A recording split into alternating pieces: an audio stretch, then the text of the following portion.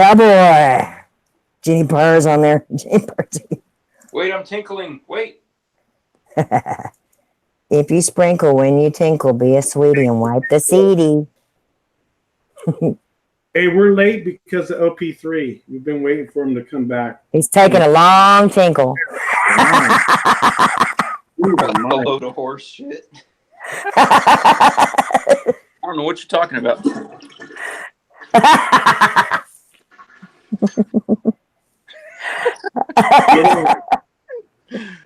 Flush.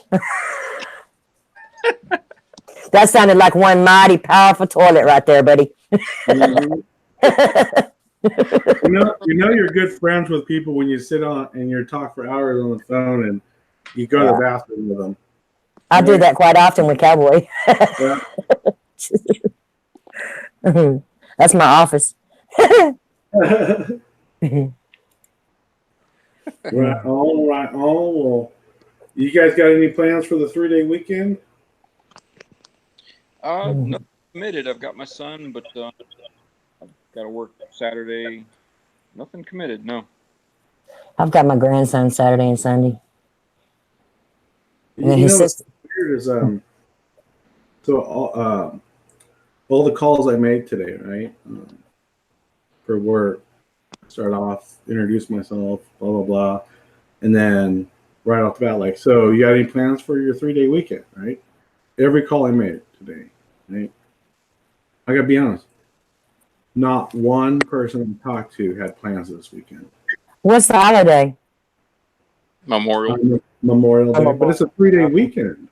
And everybody that I talked to today, everybody, 100% of the people, all said, I have no plans except to stay home and relax. That's it. Well, we can't barbecue or nothing here because we're supposed to get tons of rain. You know, ever since I went off the radar, I don't even keep up with holidays. That's sad. It's really sad. Christmas rolls by. Oh, was there a Christmas? Right. I'm planning on that happening next year, but we'll see. We missed my birthday. That happens to me all the time. My daughter actually did remember me. She got me a Louis Vuitton purse. I legit could not remember how old I was. Like sometime this year, I was like, "Damn, am I really 18 or 19? I can't remember." Yeah. Mm-hmm.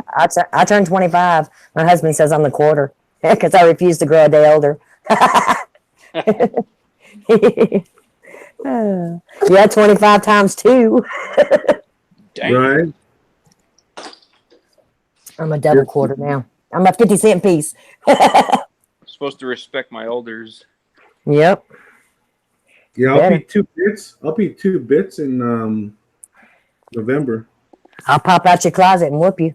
I can't even believe I'm saying it because I can't. I mean, you know, when you're younger and you think about somebody at 50. They're old. Yeah. Here I am at 50, going to be 50, thinking. I feel young. Why do I still feel like I'm 25? Right? Yeah.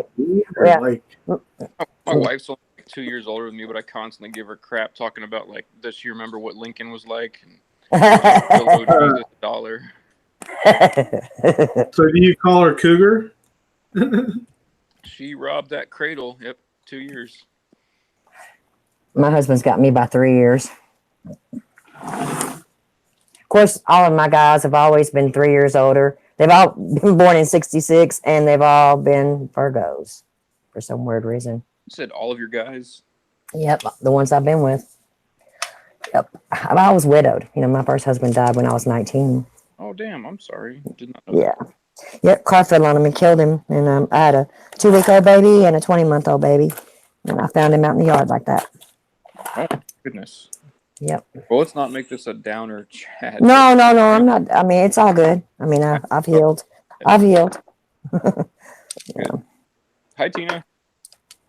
Jocko. Hi, guys.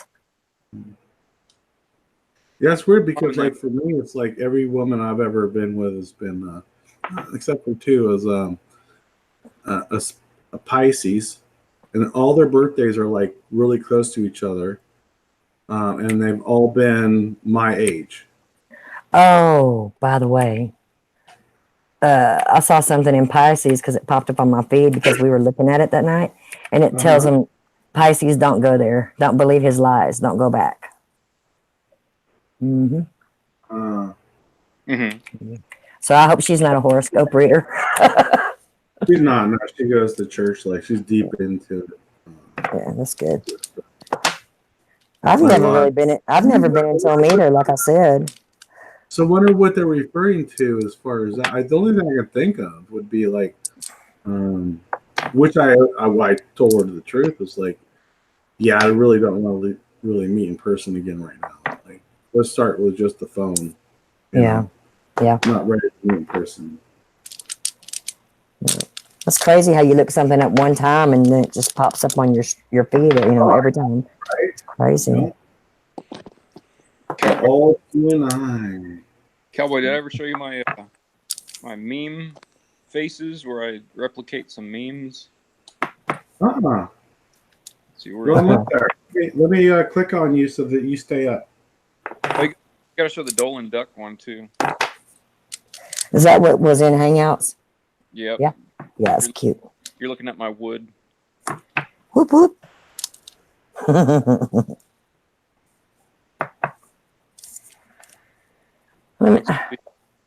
I'm on YouTube and it's not all it's showing is Cowboy's face. Oh, you might be a little bit behind. There's Okay. good Steve.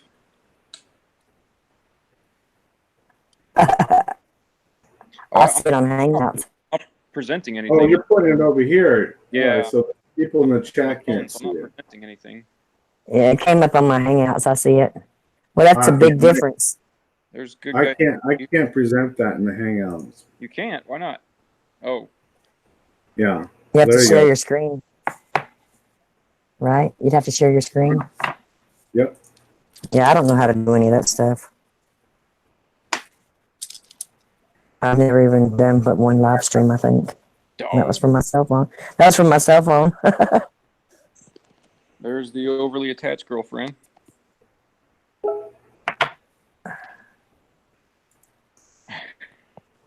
Is that the one from before? From before? I don't know about Or is that. that your wife? What is that? There's Grumpy Cat. You know who died? Yes. Who is Grumpy Cat? Who There's is this Grumpy cat. He was YouTube famous. Who is you? I've never even It was heard like of it was like a cat. It was like a cat with an overbite. Overbite, something like that. The celebrity cat on YouTube. Uh-huh. Well, he had a lot of memes too. It wasn't just YouTube. He was like on Pinterest and everywhere. Facebook. So we have a new ME for some of us tonight that JenniPurrt shared with us. Unfortunately, she had to go. That gave us permission to talk about tonight. So I don't know. Maybe I should wait, see if more people show up, or Man, I'll tell you what. There's some stuff I'd like to present sometime, but I just don't know how I would do it. Some medieval drawings and stuff. Man, you kind of think in this day and age, we're the ones that are awake to all this stuff going on, but they were awake to it back then too. I mean, there's some pictures that just blew my mind. The pictures I saw. Is it something like on the internet or just something saved on your phone? No, it was on Pinterest. Yeah. I might be able to pull that up. Like if it's on, if it has a URL, I could pull it up. If it's like just a picture, I can't. Yeah, it's got a URL. Let me see if I can find it right quick. Let me see if I can share it with you. Oh, year to year or year by year. Year to year is the name of that show coming on in June. Where I told you about the filter, the facial filter. Remember? If you want to try to pull that up, if you want to try to pull that up, I don't have the URL though. I told you I'm tech-tarded. Year to year. Yep. It's a new series coming on HBO in June or July. Okay. You want to tell people what it's about? Well, I mean, I don't really know. It just popped up, as a preview on HBO for this one show that I watched, and it just showed this lady like in the year 2023 or 2032, something like that. And I think maybe she's running for president, and it showed like the British flag in the background, and then this teenage girl is sitting at the kitchen table, and she has on like this headset that looks like earphones, and she taps it, and like this bear pops on her face in real time, like how you can put the facial filters on the phone and send pictures, like if you're a bunny rabbit or a bear or what have you. Well, she did it in real time, like at the kitchen table. So she's using magic there. She's using technology, advanced technology. Mm-hmm. So I mean, if they're showing it, they've already got it. It just kind of freaked me out because she's using a facial filter in real time. Have you seen that magician that can like change his mask? Oh yeah, I've seen him. I'm still wondering if he's using demon or if that's an actual trick that they do with the mask being behind the cape or something. I don't know, because I saw him do it boom boom, boom boom, and you just can't. If he's doing it like as a trick, he's good. Mm-hmm. Have you seen the guy that does the demon magic, and he took a bucket and started dumping it out on the street, and all these fish started emptying out of the empty bucket? Those magicians, they even write books about it all the way back to as far as it goes, that it's not them. And in fact, some of them even have names. Well, it sucks though, because I mean they call upon a demon to serve them all the days of their life, but then when they die, they have to go back and serve that demon. Yeah. That's the exchange. I don't think it's worth it.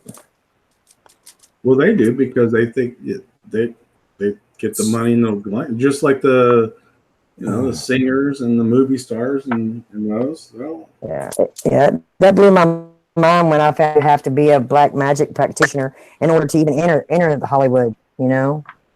You have to be a witch or a warlock. That's just insane. Because how are you going to come back from that? You can, I guess, repentance, but most of the ones that do, they don't care. They end up getting taken away. Look at OP3 with his whiskey. Yeah. Drinking. Yeah, buddy. Oh my gosh, Glenmorangie. Couldn't think of it for a second. Glenmorangie 10 tonight. I'm drinking Mountain Dew, no ice. Oh, what? You lush.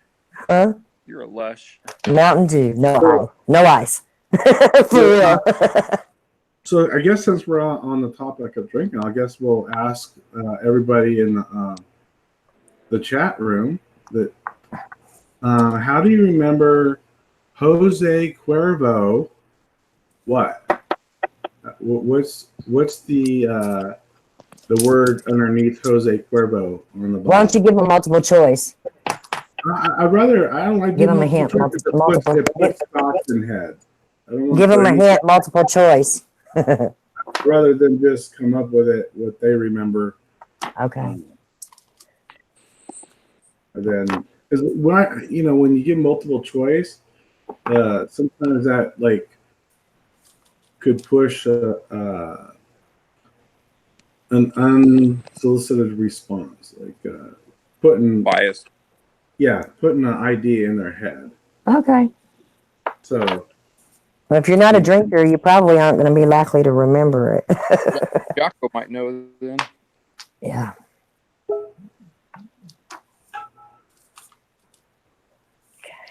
So if anybody in the chat room remembers Jose Cuervo, and then the word underneath that on the bottom.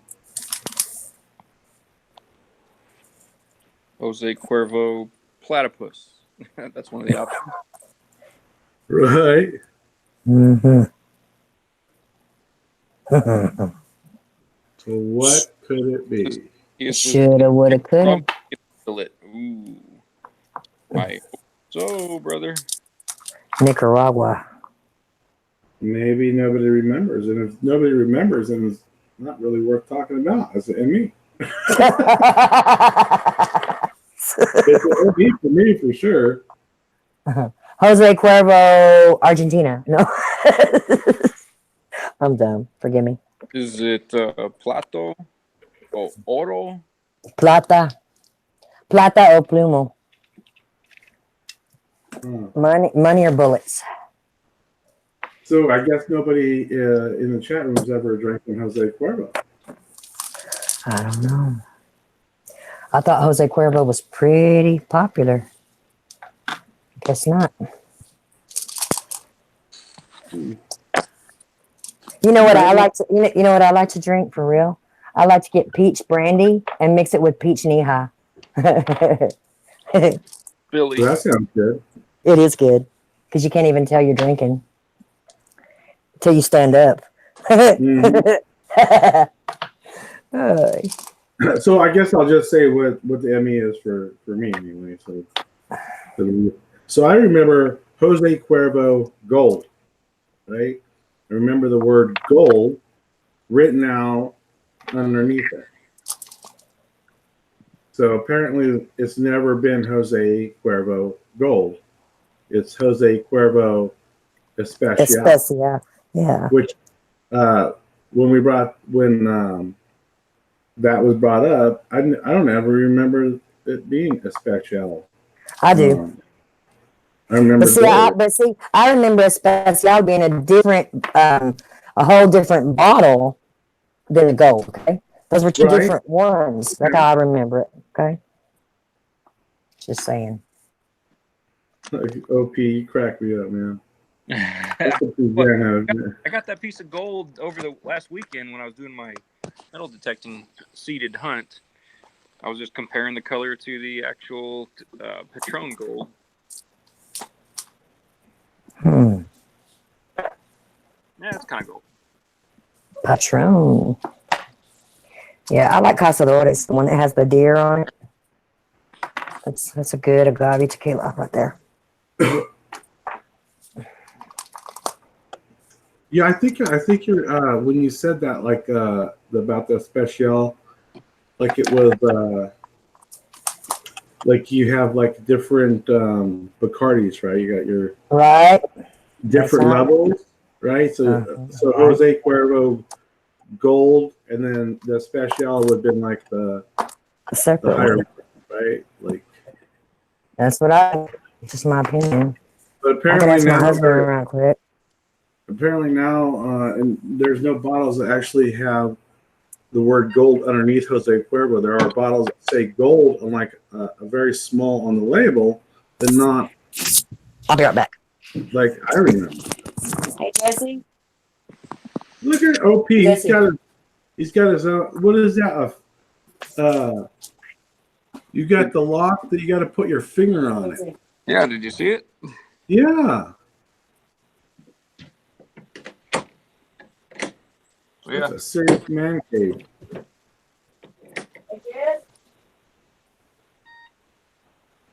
Oh. Do all your doors have that, or? Nope, just into the man cave. Just the man cave. So who's allowed in there? Just you? No, I've got the wife too. You know why I've got the wife? Because the washer and dryer are in here too. Oh. I'm retarded. What was that you're on the table that you were pushing? That's my coffee table / refrigerator. It has buttons on it? A smart coffee table. There's something new. It is a smart coffee table. Oh my goodness. This is my man cave. I've never seen a coffee table like that. That's crazy. So it's a coffee table fridge type thing. Hell yeah. Damn. Soundproofing on the... What's all on the shelves there? Which shelf? To the left. Are those books? No, those DVDs. What's a book? Oh. It's something that people read that I guess. Yeah, I don't know. The long version of a movie, I would say. I was gonna say, did they make a movie out of it? Right? That's how I am. Like, dude, I'm so serious. Like when I get like when I worked at VSP, my coworker, she was so awesome. We get these like things, like 2-3 pages of information to read over and everything, and I'd be like, oh, whoa, whoa, whoa, and I'd be like, yo, Brenda, give me the cliff notes. Like, I ain't reading it. Give me the cliff notes on that. What is that? What is that? My metal detecting finds, the ones worth keeping. Oh, wow. I got some display cases today at Goodwill. I'm gonna fix them up and put my finds in there.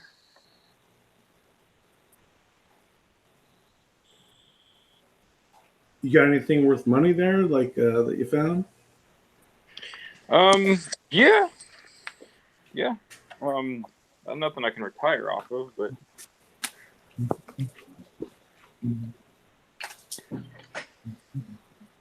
Do you just collect it? You don't sell it? all sorts of old pieces. 183. Wow. Okay. Kitty. All right, I'm back.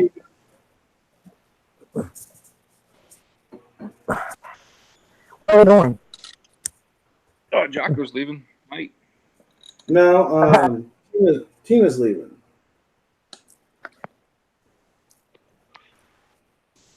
Oh, Tina's leaving. Yep. Good night, Tina.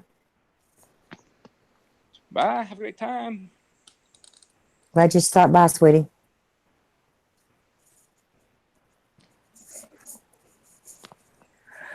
Oh, I thought my husband was in the house. I went to ask him about Jose Cuervo, but he's outside.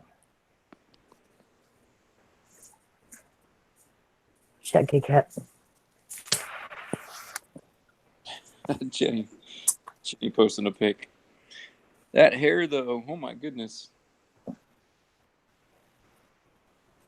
Is that hairspray in there too? I don't know what you're looking at. I'm lost. I'm lost. He is putting pics in the Hangouts chat. Oh, okay. Hi, LP. Hello.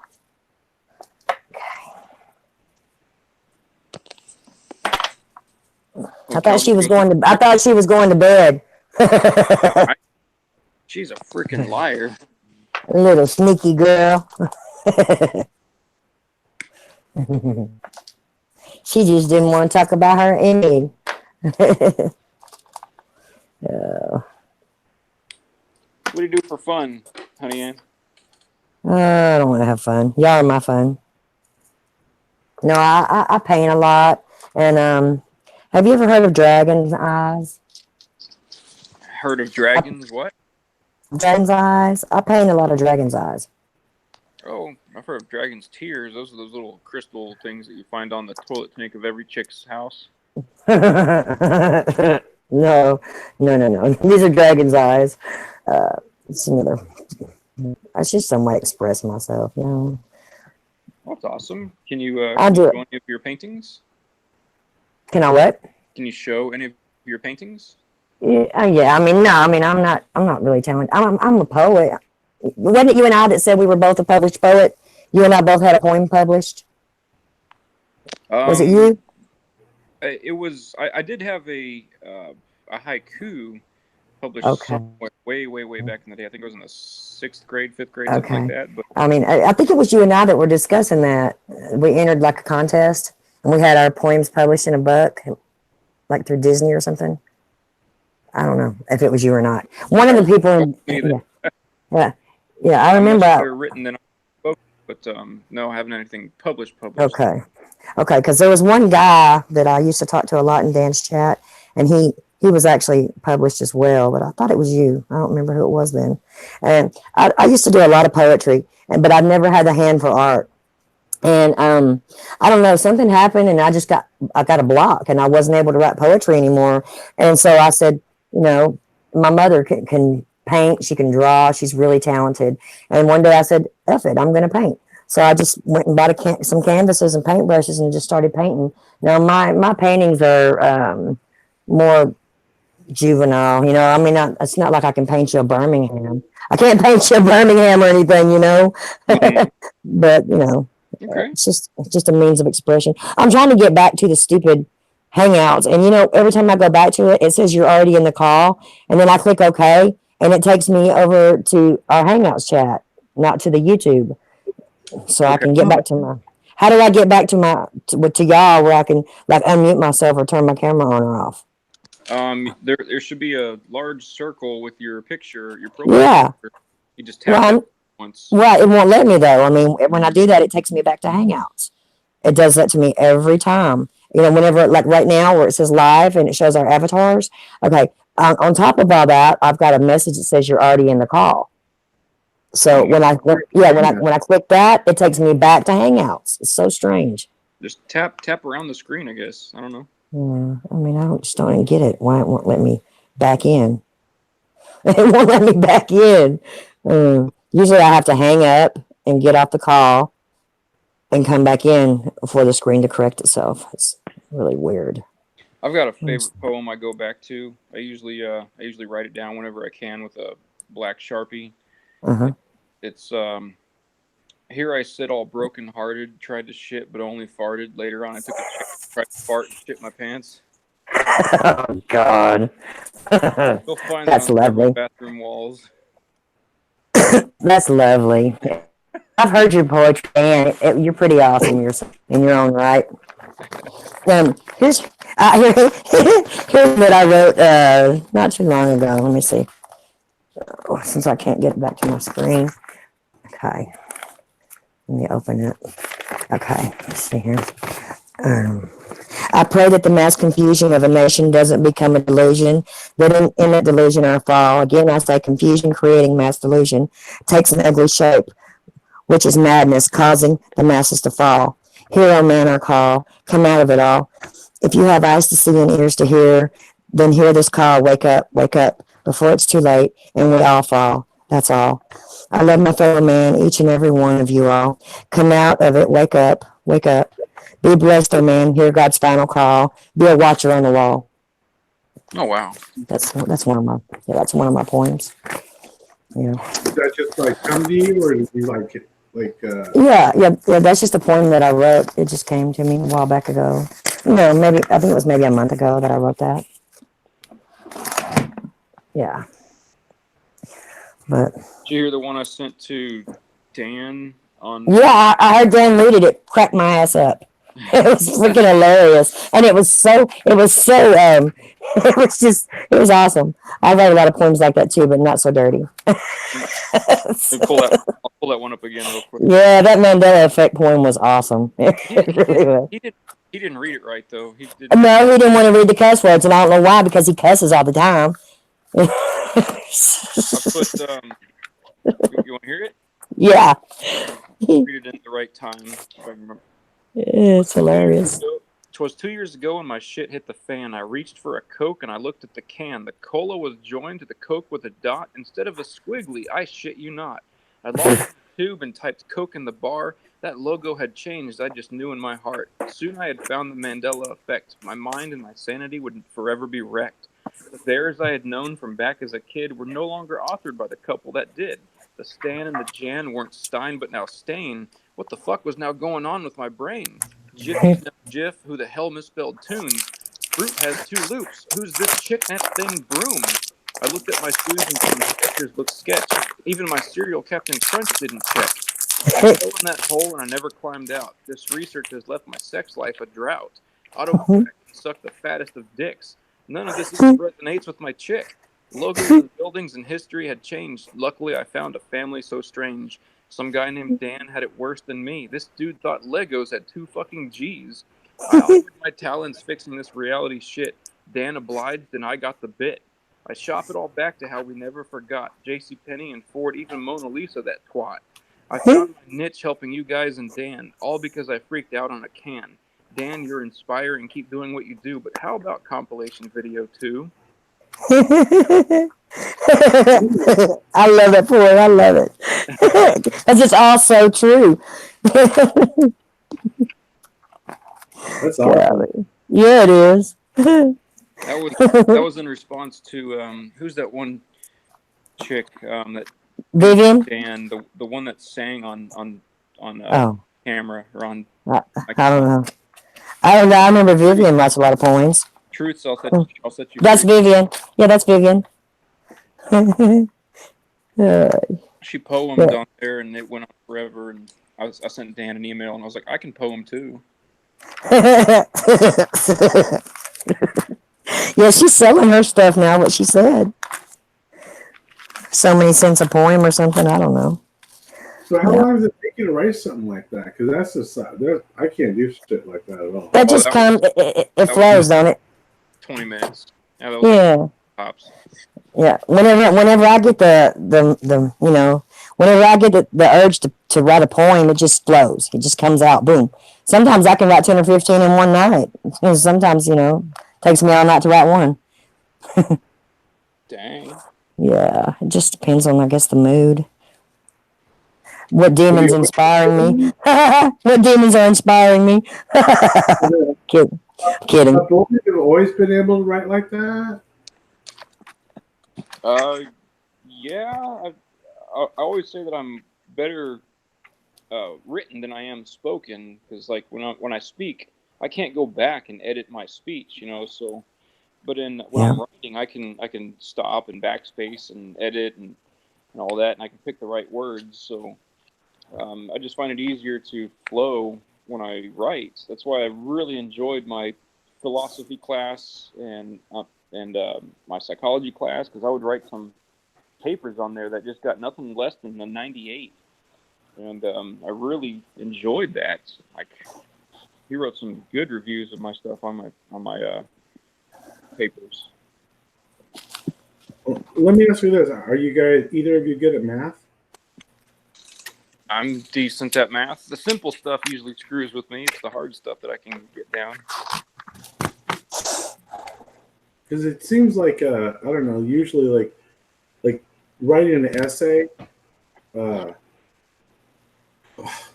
forget it. English for me was like the worst subject, but math to me is like simplicity, like easy, And it seems like people that are like really good in English aren't good in math, and people that are really good in math aren't good in English. Interesting. Well, I'll tell you what, if you want to hear my take on something, I can read you one. If you want.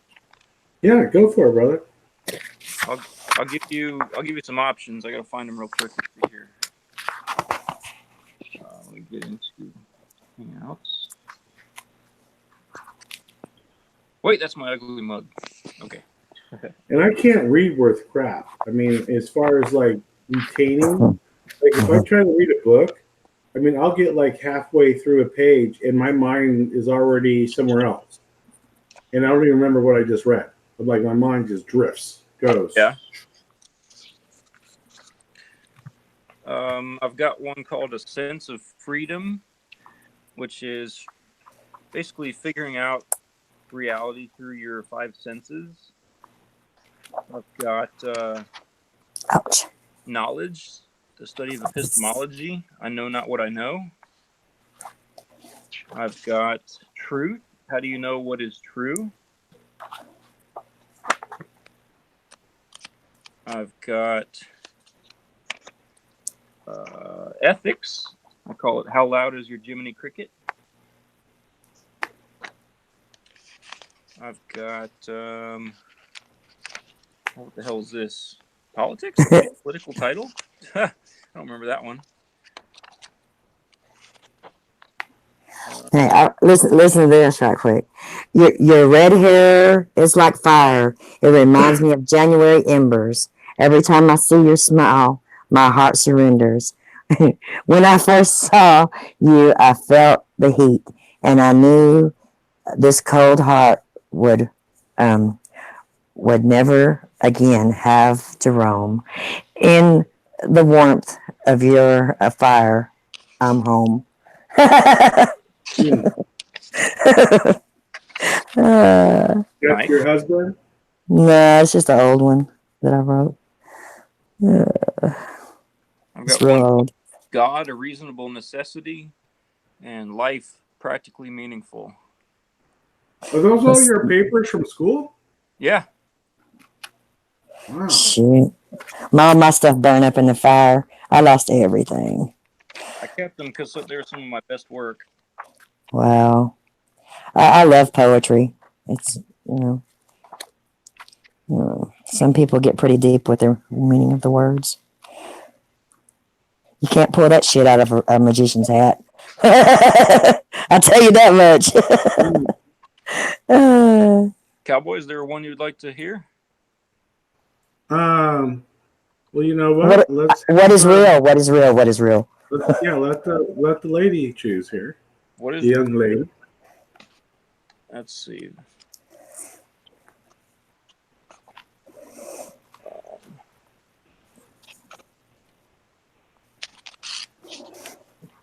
Yeah, I think that would be kind of interesting. What is truth, being that you wrote this probably before you were awake to truth, right? You want truth? Yep. You can't. Right? Well, what is real is the one I thought you said. You want to do truth? Do truth. That's good. That's good too.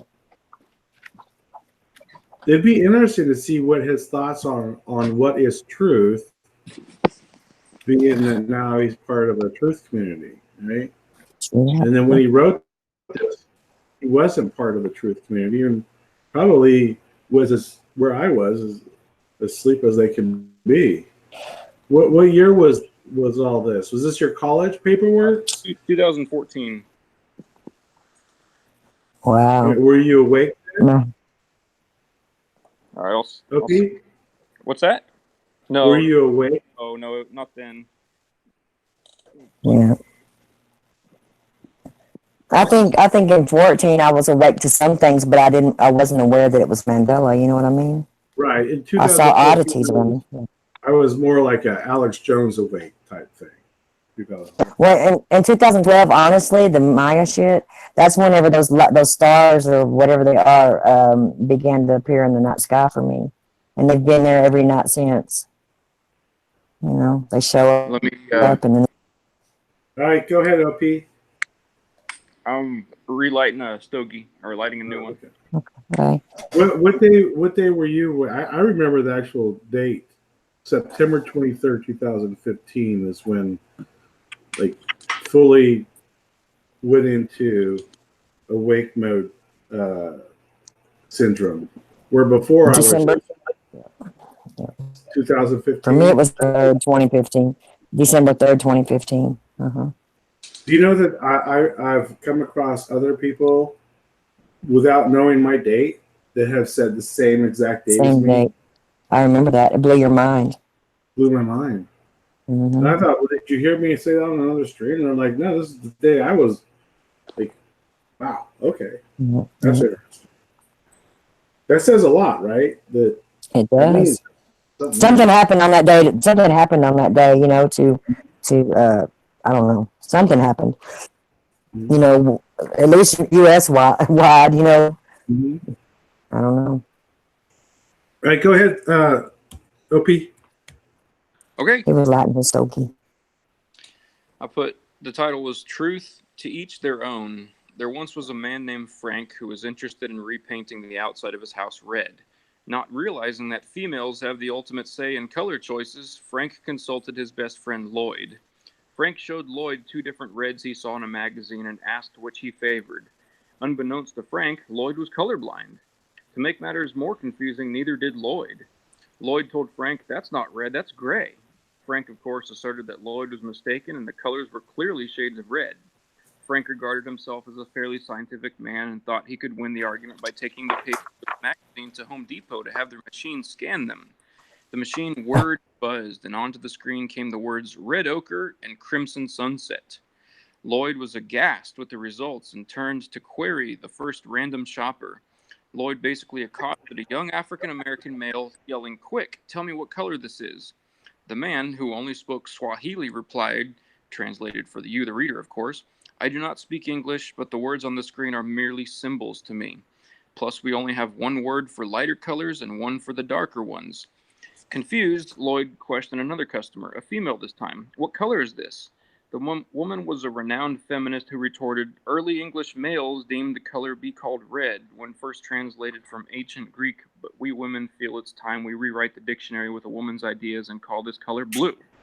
Growing impatient, Lloyd turned to a sensible-looking man whom he begged the same question. "What color is this?" The man happened to be a lighting expert and informed Lloyd that it all depends on what type of light he was viewing the color under. Lloyd muttered under his breath, "Thanks for nothing," and continued on to a young girl, again posing the question, "What color is this, little girl?" The unfortunate little girl happened to be babysat, not raised, given little to no attention, and only had one child's nonsense book to learn from that jokingly called colors and shapes by other names than their own true ones. So she promptly responded to Lloyd, "That's orange, of course, silly."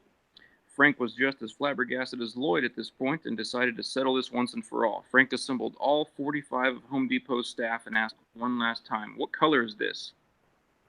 Every single employee answered red, or some shade of red. Frank did some quick figuring and said to his best friend, "Lloyd, 45 employees and I all see the color red. You and 4 other individuals saw something else. By majority vote, the color is red then." Lloyd now lives in a 1-bedroom house all painted black on a small island in the Pacific. So who held the correct truth? Is red always red to everyone? When the lights go out, doesn't red turn black? Is red still red if there are no human observers? As trivial as these questions may sound, they are still templates for the epistemological mystery that is truth. Many great thinkers and philosophers the world over have posed varying definitions of truth and how one can go about deducing its validity.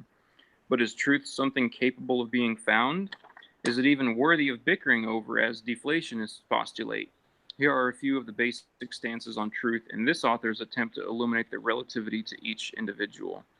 In the most general sense, we find truth in knowledge that we believe is justified and true. Indeed, that does sound cyclic, like a dog chasing its tail, because it is. A belief is justified with sufficient evidence, yet technically we can believe something that is not true. It is the veil of truth that justifies what an individual believes. German philosopher Hans Gadamer believes that we draw on our own personal experience and culture when validating truths, effectively tinting the lenses through which we view the world. As a demonstration in futility, philosophers and scientists have outlined processes for relating truth with facts, lining up qualifications and knocking them down, or scientifically defining or unveiling the elusive truth. Naturally, in an effort to objectively define a truth, most of us utilize the correspondence theory, presumably conceptualized by Aristotle, furthered by St. Thomas Aquinas, and revitalized by the modern philosopher Bertrand Russell. The correspondence theory maintains that a belief is true when it corresponds with a fact. Atlanta is in Georgia.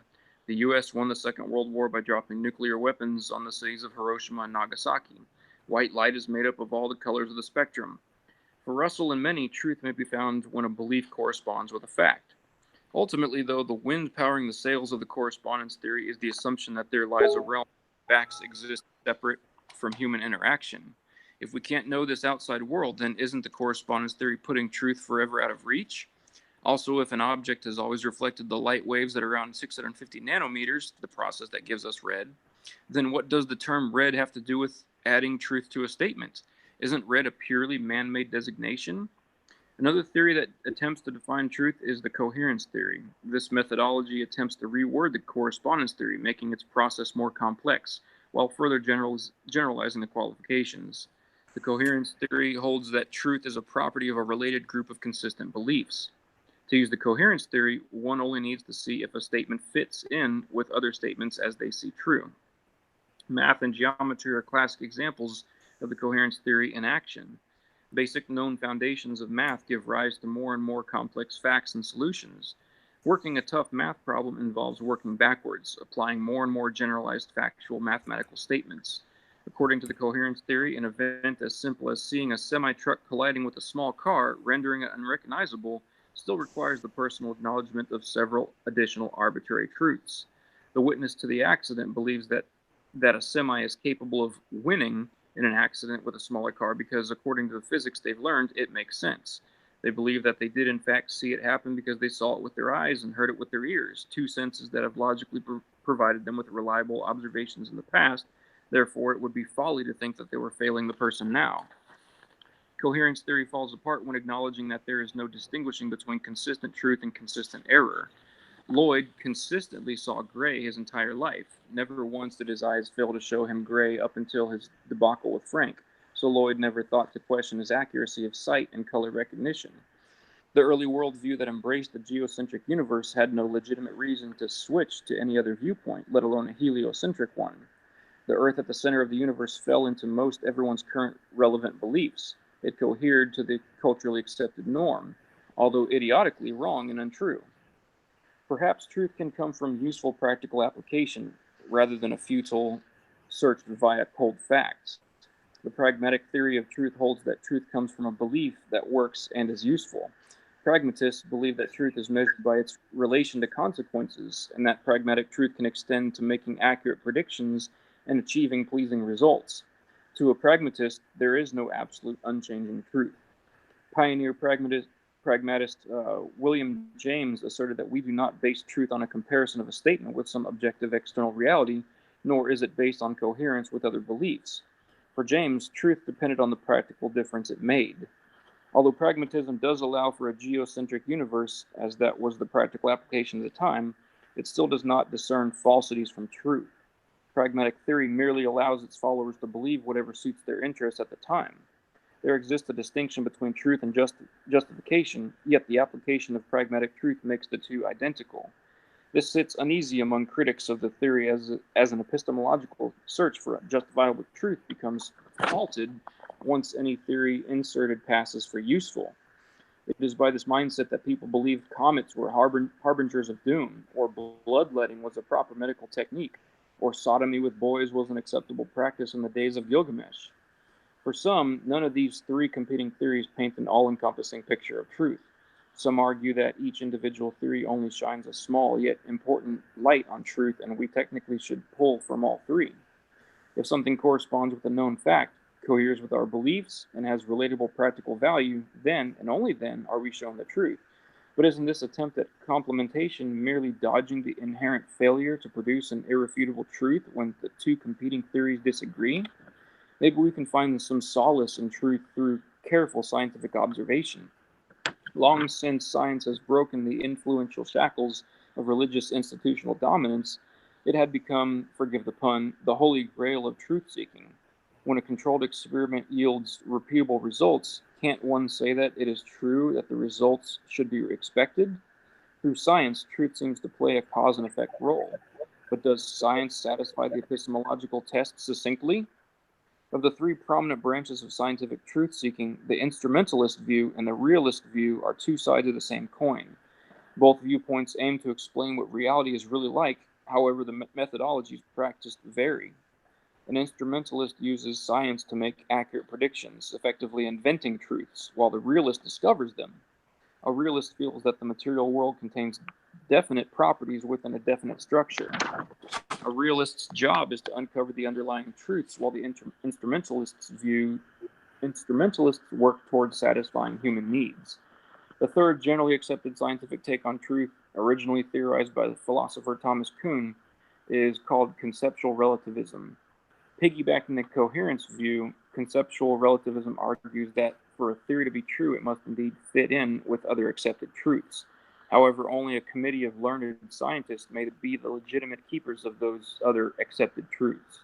Relativists denounce instrumentalists and realist views, claiming that prejudices and scientific ineptness are no proper means to independently check the world against a theory.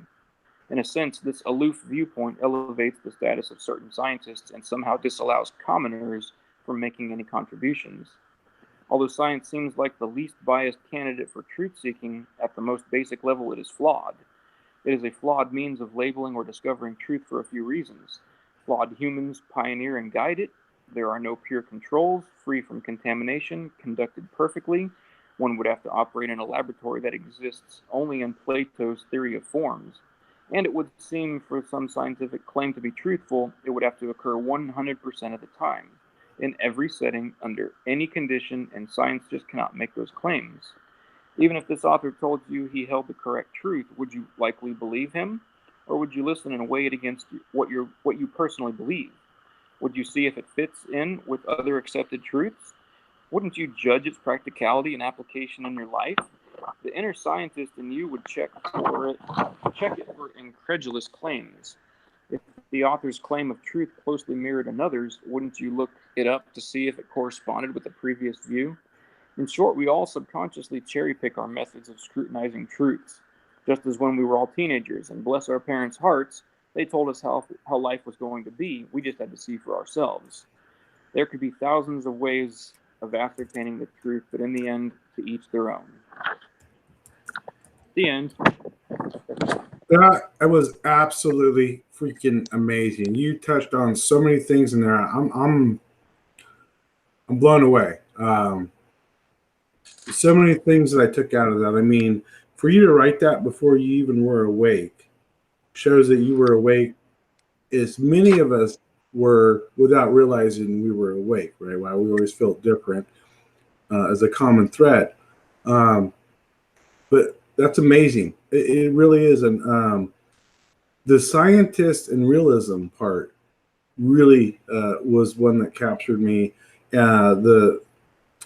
The part with the metaphor of the color red kind of hit home with the ME and what is truth, right? And who's to say who's right and who's wrong if we both, two different people, see two different things but call it truth within itself.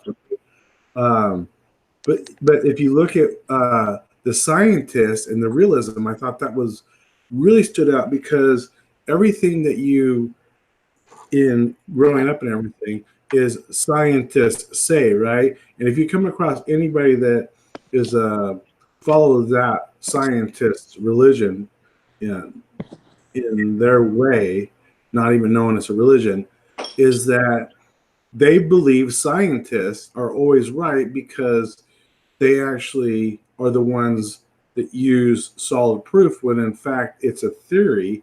And the realist looks for, wait a minute, what makes sense? How does that work from what you're saying to what you've said before?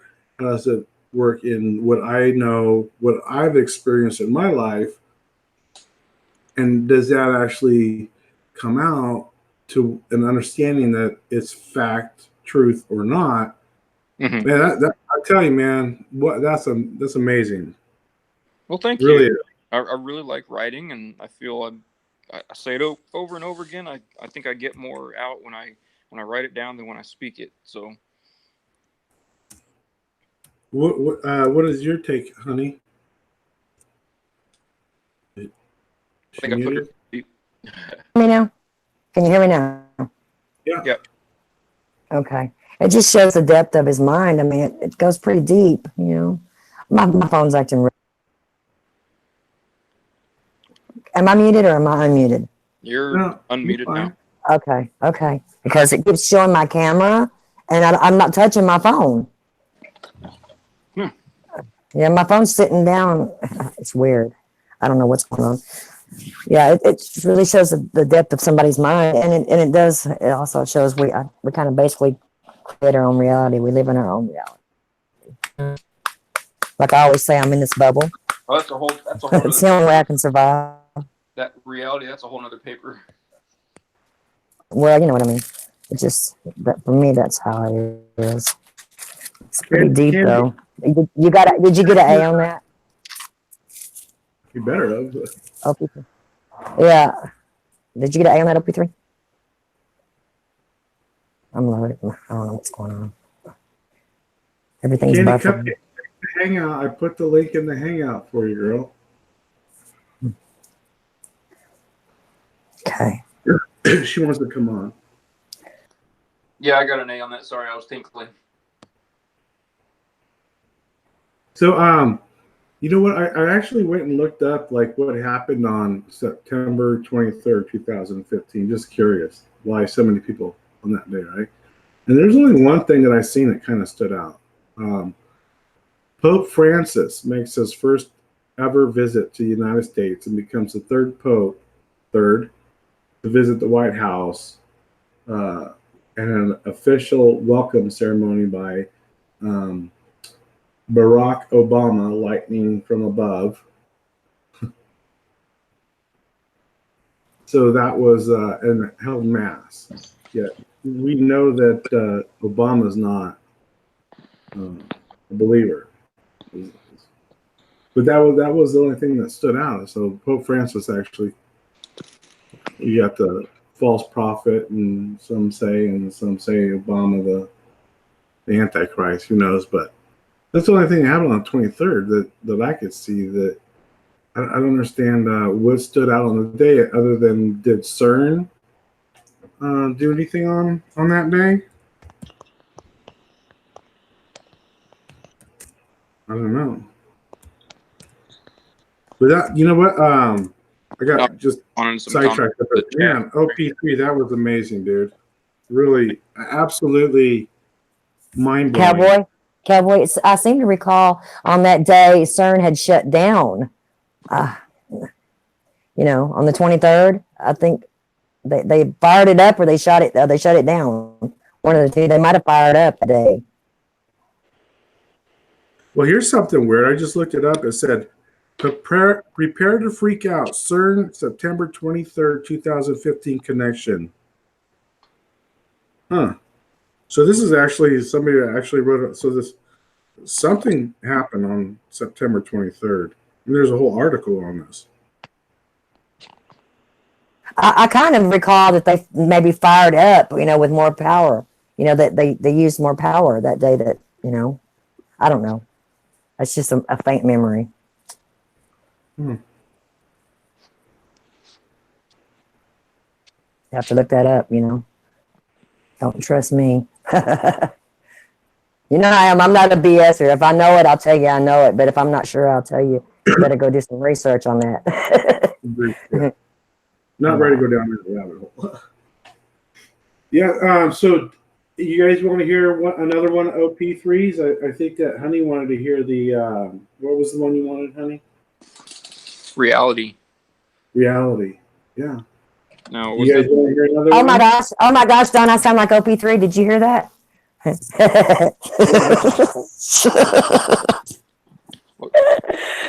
I'm being a smart ass. When Cowboy said, "What did you want to hear, honey?" And OP said, "Reality." I said, "Like OP3." He answered for me. Reality, right? Yes, absolutely. Maybe we need to get OP to write a story on reality, a paper on reality. I think it's this one called A Sense of Freedom. Reality through the senses.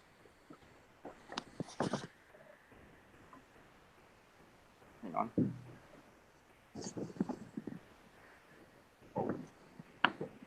So, you guys want it in the chat room? You want OP to hit another one? One of his papers that he wrote. It's quite amazing. I'm down with it. Yeah, it is amazing. The insight that you have. I mean, I already knew that talking to you behind the scenes and stuff, but to see you have it written out like that, pretty amazing, pretty awesome. Thank you. See, I are not completely retarded. I'm way past retarded. I'm totarded. I'm totarded. But you know what? I've learned to accept it. I deal with it. Let's hear the one on reality. That's the one that Honey wanted to hear. All right, Honey. Yes.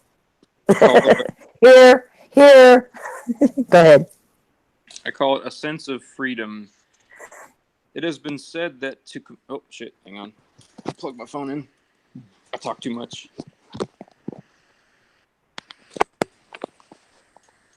It has been said that to completely remove a person's sensory stimuli aids in meditation, while prolonged sensory deprivation eventually leads to hallucinations and madness. Are our five senses our doors to freedom and the real world around us? Or are our senses merely creating a facade, a subjective prison that we cannot awake from nor escape? What is real? How does one measure reality or even grant something the license of being real? Metaphysicists attempt to objectively study and reflect on these questions and many more. Philosophers have explored metaphysics in an attempt to grasp and perceive what is the true nature of reality and what constitutes being real. Is reality only granted to what our five senses can detect? Is there a reality beyond tangible objects floating off in the heavens? Is there an inverted paranormal reality right on Earth existing just between our senses' threshold? More importantly, can we extend the definition of reality to encompass ideas and concepts that directly or indirectly affect humanity? A few metaphysical schools of thought have attempted an answer to some of these paradoxical questions. The most logical backing to what may constitute all things real is known as materialism. Simply enough, materialism dictates that everything that is to be called real is made of material matter and tangible per se. One of the earliest proponents of materialism, the Greek philosopher Democritus, believed all was made of matter and matter was made of atoms. He even believed in a soul, but said that, like everything else, was made of matter. This scientific view of reality gave rise to the hard sciences and the scientific method of investigation. Another proponent of materialism, philosopher Thomas Hobbes, postulated that materialism could even account for the seemingly intangible emotions we experience and our mental states, citing that our brain and bodies work as a complex machine would. Essentially, a materialistic view has no room for God, emotions, desires, and other intangible ideals. To a materialist, we are free in the sense that our senses are doors to the real world. Everything, to a materialist, is measurable in some way, even if the detection method has yet to be developed. The biggest point of contention between a materialist and a non-materialist is the essence of human consciousness. The sheer nature of consciousness seems to scream non-material entity. A surgeon can open up a person and use all the tools and techniques in the world to poke and prod and measure the brain, yet we cannot measure or directly experience what an active conscious brain is experiencing. We can guess at a person's mood and intentions by their body language. We can believe or disbelieve what a person claims to be thinking, but we can never truly be in tune with another's thoughts real time. Thoughts and consciousness seem to be embedded deeper than modern tools can penetrate. This personalness of consciousness is enough evidence for most people to indicate that the real world extends beyond what we can see, smell, taste, hear, and touch. Naturally, the contender of a materialistic view is a non-materialistic, idealistic explanation, a viewpoint known as idealism. Idealists' sub-beliefs are indeed many. From St. Augustine to Shakespeare, idealists have made their contributions to the structure. In the broadest sense of the term, idealism maintains that we are part of a world of non-material minds and ideas, not physical matter. Recent advancements in quantum physics even seem to collaborate this notion, as all of the laws and properties of matter seem to break down at the subatomic level. Particles disappear, reappear, exist in two places at once, and even seem to change behavior when consciously observed. Idealism seems to be the opposite of hard science, as it does not quantify evidence as much as it seems to allot for the unexplainable. Contrary to materialism, idealism does not have room for a god or gods, emotional states, and even the elusive consciousness. Idealism and all its subgenres say we are as free as we understand that we don't live in a world that our senses can detect. According to St. Augustine, the world and the flesh cannot last and therefore are not real. Christian Bishop George Berkeley stated that idealism comes in two forms, subjective and objective. Objective idealism is the product of the construct of God's mind, whereas subjective consists of collections of our individual perceptions. Our mind creates a picture of what our senses detect, effectively reducing the stimuli to a perception inside the brain. Since this is the only way we experience the world, this has to be the only explanation for reality. An offshoot of Western idealism, Eastern idealistic schools of thought, such as Buddhism, hold that we are not individual conscious entities. We are intertwined with all of nature. Buddhism allows for a person to come to this realization through meditation and self-reflection until that individual reaches a state called enlightenment. At enlightenment, a person has successfully existed in the world of ideals and as an integral part of nature, and not as a separate individual. That is how this person achieves their freedom. Another facet of the quagmire of perceived freedom is the notion of determinism. A determinist believes that the real world and all of its inhabitants' behavior is the calculable result of many complex if A then B scenarios. To a determinist, all of our past actions and future behaviors are and were not under our control.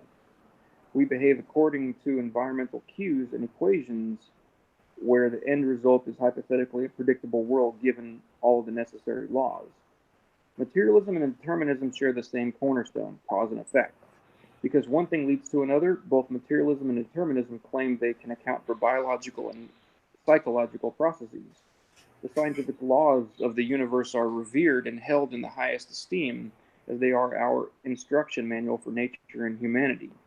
It is also by these laws that determinists believe humans aren't truly free nor responsible for their actions. A sadistic killer is made through certain environmental and parenting factors, or lack of factors, that lead to the growth and stimulation of homicidal tendencies. A bad mood can be caused by a headache coupled with a bad day, which of course can be attributed to a collection of events outside the observer's control and judged as unjust. A determinist feels that we may seem free, but only because we are ignorant of the set laws that govern us. The senses are in place just to record the journey. In closing, metaphysics attempts to uncover and discover the nature of reality and freedom. However, more often than not, it leaves us with more questions than answers. I believe the truest aim of metaphysics is to teach us not to take anything for granted. Knowing you are free seeds a nurtured appreciation for life. Knowing you are trapped, be it in a fake world or a fake consciousness, is at least the first step towards a freedom in a sense. The end. So I have a question for you.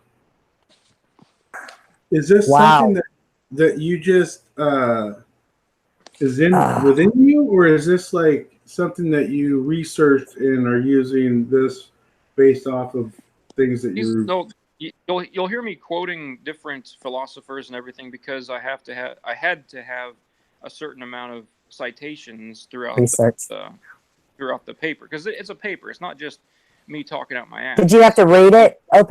Did you have to read it did you have to present it to the class? No, not in this class. I just submitted it to Okay. Well, actually, no, I did. The teacher made me read a couple papers. I don't remember which ones, but he did ask me to read a couple papers to the class. That one was deep, honey. That one was really deep. Wow. I really feel retarded now. No, God. Don't feel retarded. The only person that should feel retarded is me, because I can't get that stuff out in real life, real time. Well, we all have our talents, sweetie, and that was definitely gifted to you. I'll tell you that much. Because that really made me think. For a minute there, I kind of blanked out, like, what the hell? Oh my God, he's really, really, wow. God, I'm telling you. I think I fried my abilities, all the drugs I did. If I ever had that type of talent or ability, it's gone. Like a freight train. Yeah. I used to feel kind of intelligent, but now, no. Now I feel dumb. You got to go and read those papers. No, that was awesome. Really. And the reason why I asked that is because we've had conversations before, and OP's mind, the way he brings his presence to a conversation, no matter what it is, how it is, or what people are going through, his insight on how to communicate through that is outstanding. It really it's a gift. It blows my mind. That's a gift. Yep, truly. Well, I appreciate your presence. When you're not around, you're missed. Really. Oh, I took that. You know that. Yeah, people were just weird, and yeah. I couldn't deal. It's true. Like I had to talk this way because this person didn't like this person. I couldn't Yeah, that's bull. We're all adults. Why can't we just adult here? You know what I mean? Why do people have to be so childish about things? I just don't get it. Why can't everybody just get along? Accept our differences and learn from them. I broke one of my favorite chairs. I'm so fucking fat. Oh crap! I'm pretty corn-fed myself. You got that dunk? Yeah. I'm a country girl. What can I say? I'm just gonna be low riding in this chair. I'm just gonna deal with it. Oh, dang. Well, you didn't break it all the way. You just broke its function to rise at the occasion when it's needed. You got any Viagra for that chair? Yeah, come on, OP, take the chair, ride a cowboy. Come on now. Save the chair.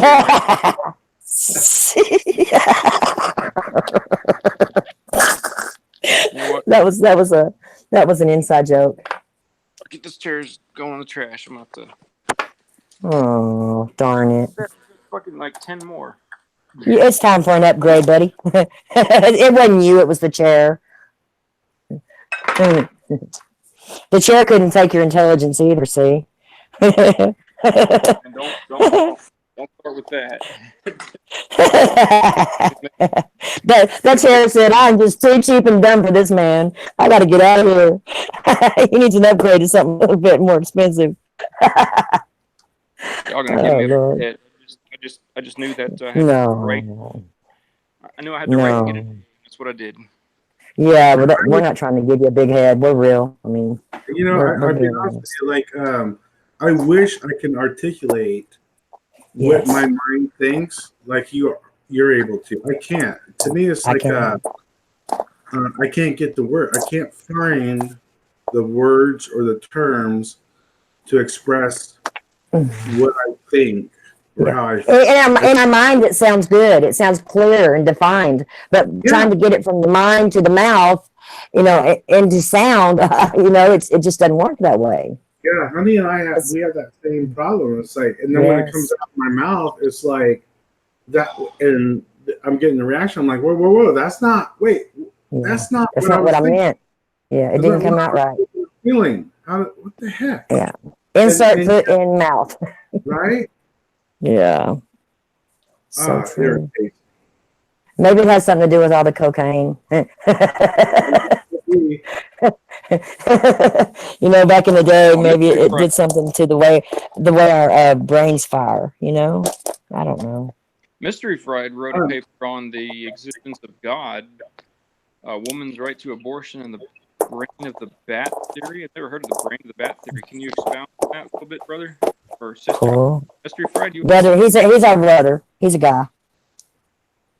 I communicated with Fried for a long time and thought he was a chick. I thought he was a chick for a long time. So Mystery Fried has been on before, and I would say, you know what? Come on. Do you have that paper, Mystery Fried? Get on here and read it for us. We'd love to. I've never spoken to him in real life. You know he's my future ex-husband, right?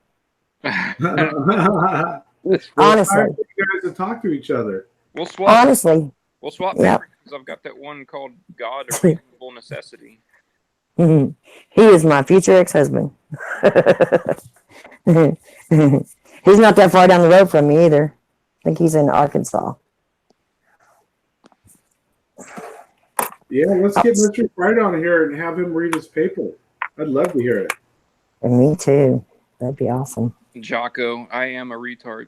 You're not a retard.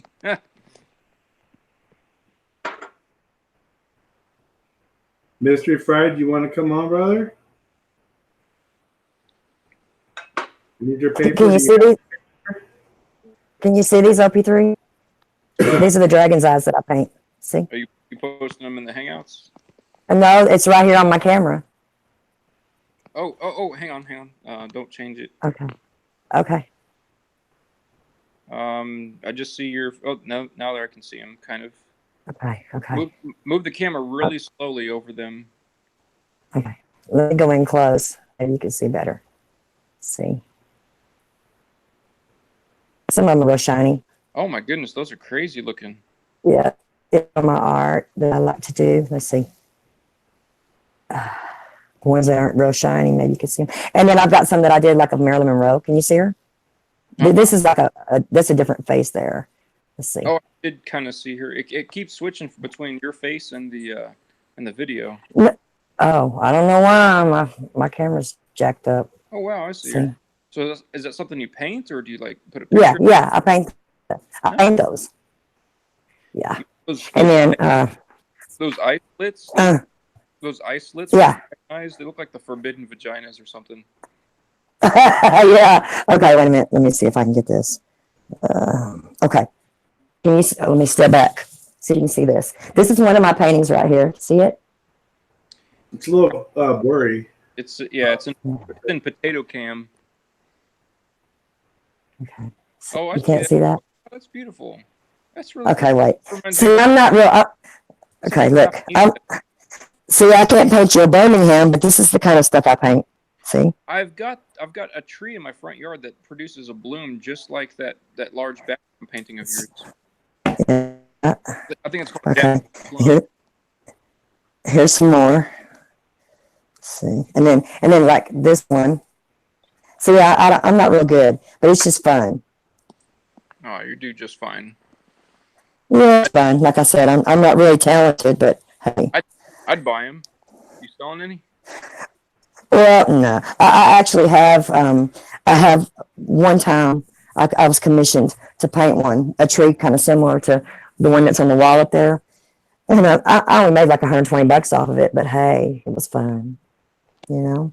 Oh, Mystery Fried, you're not responding to the invitation. You're just saying my house looks like mine. Well, you're only seeing behind me. That's my wall in the garage.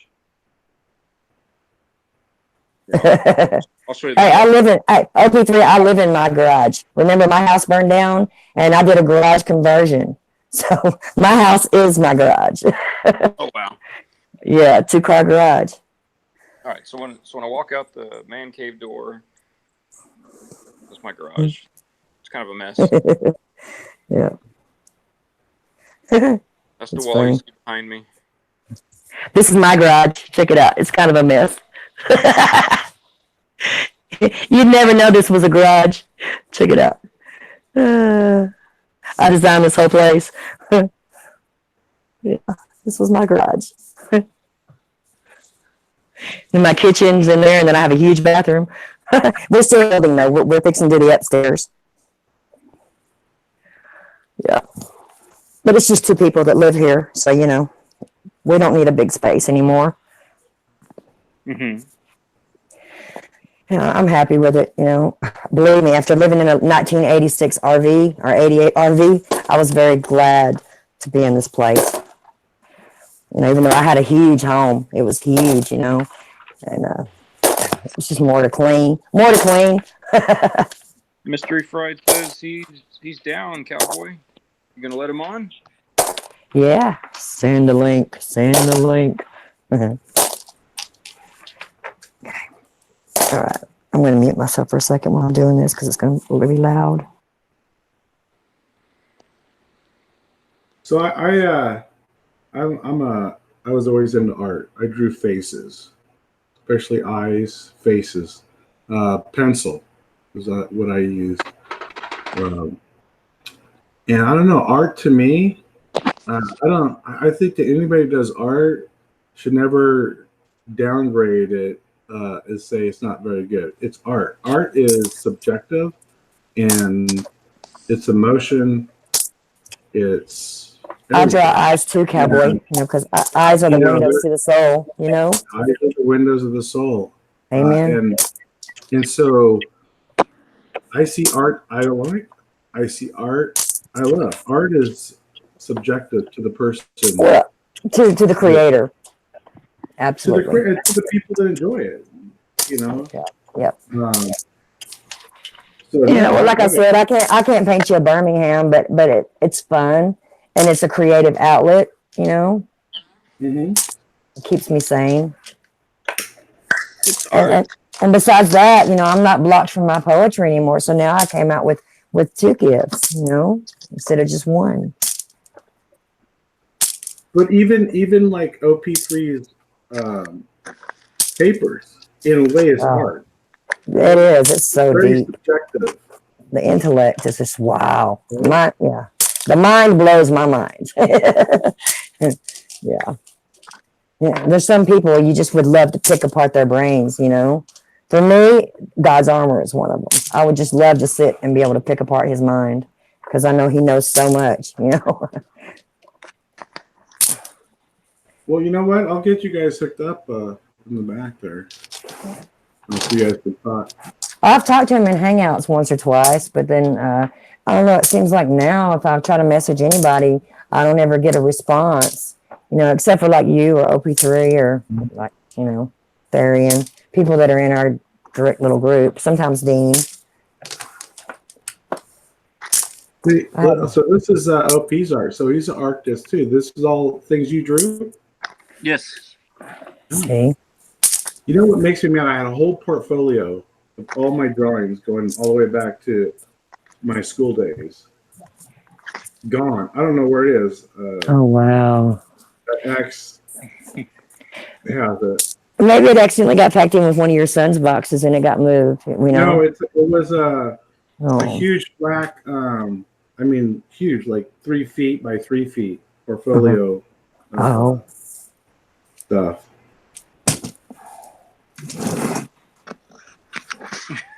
I forgot about this. I must be on delay, guys, because on YouTube, everything's Yeah, see that? See that picture right there, the face? wow. That is exactly what I used to do. I can't draw like that. I even had friends in high school that would give they would give me the picture like of their girlfriend, and then I would draw it for them, and they'd give it to them like as a gift or something. That's exactly right there what I would draw. Exactly. Yeah, like see, I don't have the ability to draw the facial features like that. Not yet. I've never gone to school or learned anything else. I'm just self-taught. You know. Oh wow, these are Jeff Foxworthy representations. We were talking about some hairy legs earlier. Let's see if I can find the one. Yeah, yesterday, the other day, yeah. Sasquatch legs. It was the night of that show, wasn't it? Here it is. This Flesh. That's what I'm looking at. Flesh right now, so I'm probably on delay. Well, I see flesh too. No, you're not on delay. Oh, okay, good deal. Good deal. That's funny. I used to draw pictures and do comics too. I was going to do I was actually going to do that for a living at one point. I like nature. Yeah. If your wife's ever burnt out an electric razor, you might be a redneck. What about mayonnaise? The redneck word of the day. Have y'all heard that one? Man, there's some good eating over there. I've heard that. Yeah. I used to love to hear wasn't it Jeff Foxworthy? And you know what? I was talking to somebody the other day and I couldn't remember the other comedian, and it just popped in my mind. It was Bill Engvall. Bill Engvall. He was funny as heck too. Love Bill Engvall. Yes. Because I was saying that I saw Ron White twice and live. Did you really? Yeah, he's hilarious. I'm gonna find my God paper just in case Mystery Friday gets on. Yeah, I'd like to hear it. That's really good stuff. Well, thank you, honey Ann. I think you're good stuff too. Ethics, nature of human philosophy. OP3, it's all good. My garage is my man cave. My favorite place is what Mystery Fried said. Oh, there it is. My future ex. I make a much better ex, or so I'm told. Can I be a future ex too? I give good back massages. You go, boy. Even if you can't find your paper, Mr. Fried, email me. Welcome. We'll get you on here. Yeah, you're welcome to come on. That's a C, a 0, V is in Victor, 6, 0, Y. I don't know why you make it so hard for everybody with that dang email address. I'm complicated. Right? I am complicated. Yeah. Not to me. But I've seen you make even a smart person feel really dumb over there in chat on Dan's channel when you try to get people, give them your email address, and they just never they can't figure it out ever. Even when I spell it out, right? Mm-hmm. I'll write it out like C 0 B 6 0, and I'll spell out 0 and 6. 9. And then they'll go like, did you get it? And they'll redo it, and like the 6 is a B. And they get real quiet. They get real quiet. They get real quiet, and they're like, no, it didn't work. God. I don't know how. Can't they just copy and paste that? I don't know. I kept telling you in the chat one time, Cowboy, just get theirs. You send them one, and then they'll have yours. You wouldn't do it. You just kept torturing them. 9 out of 10 times, honey. 9 out of 10 times that usually ends up happening. I don't mind putting my Gmail in there because that's only for YouTube. Right. And then when other people put their email in, I'm like, well, I didn't want everybody have your email. I don't care about my YouTube email. Right. This is YouTube. This is my personal email. So, I always get it backwards, like a DA. Like a DA. Instead of me giving. Lost. Where'd you go, honey? I don't know. Man, I'm reading my God paper. My teacher always likes my intros. I think they got to be striking. They got to be catchy. And he writes great intro.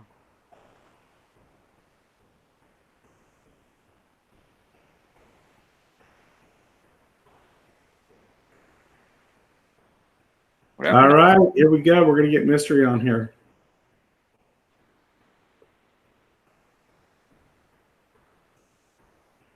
All right, let me get the link for you.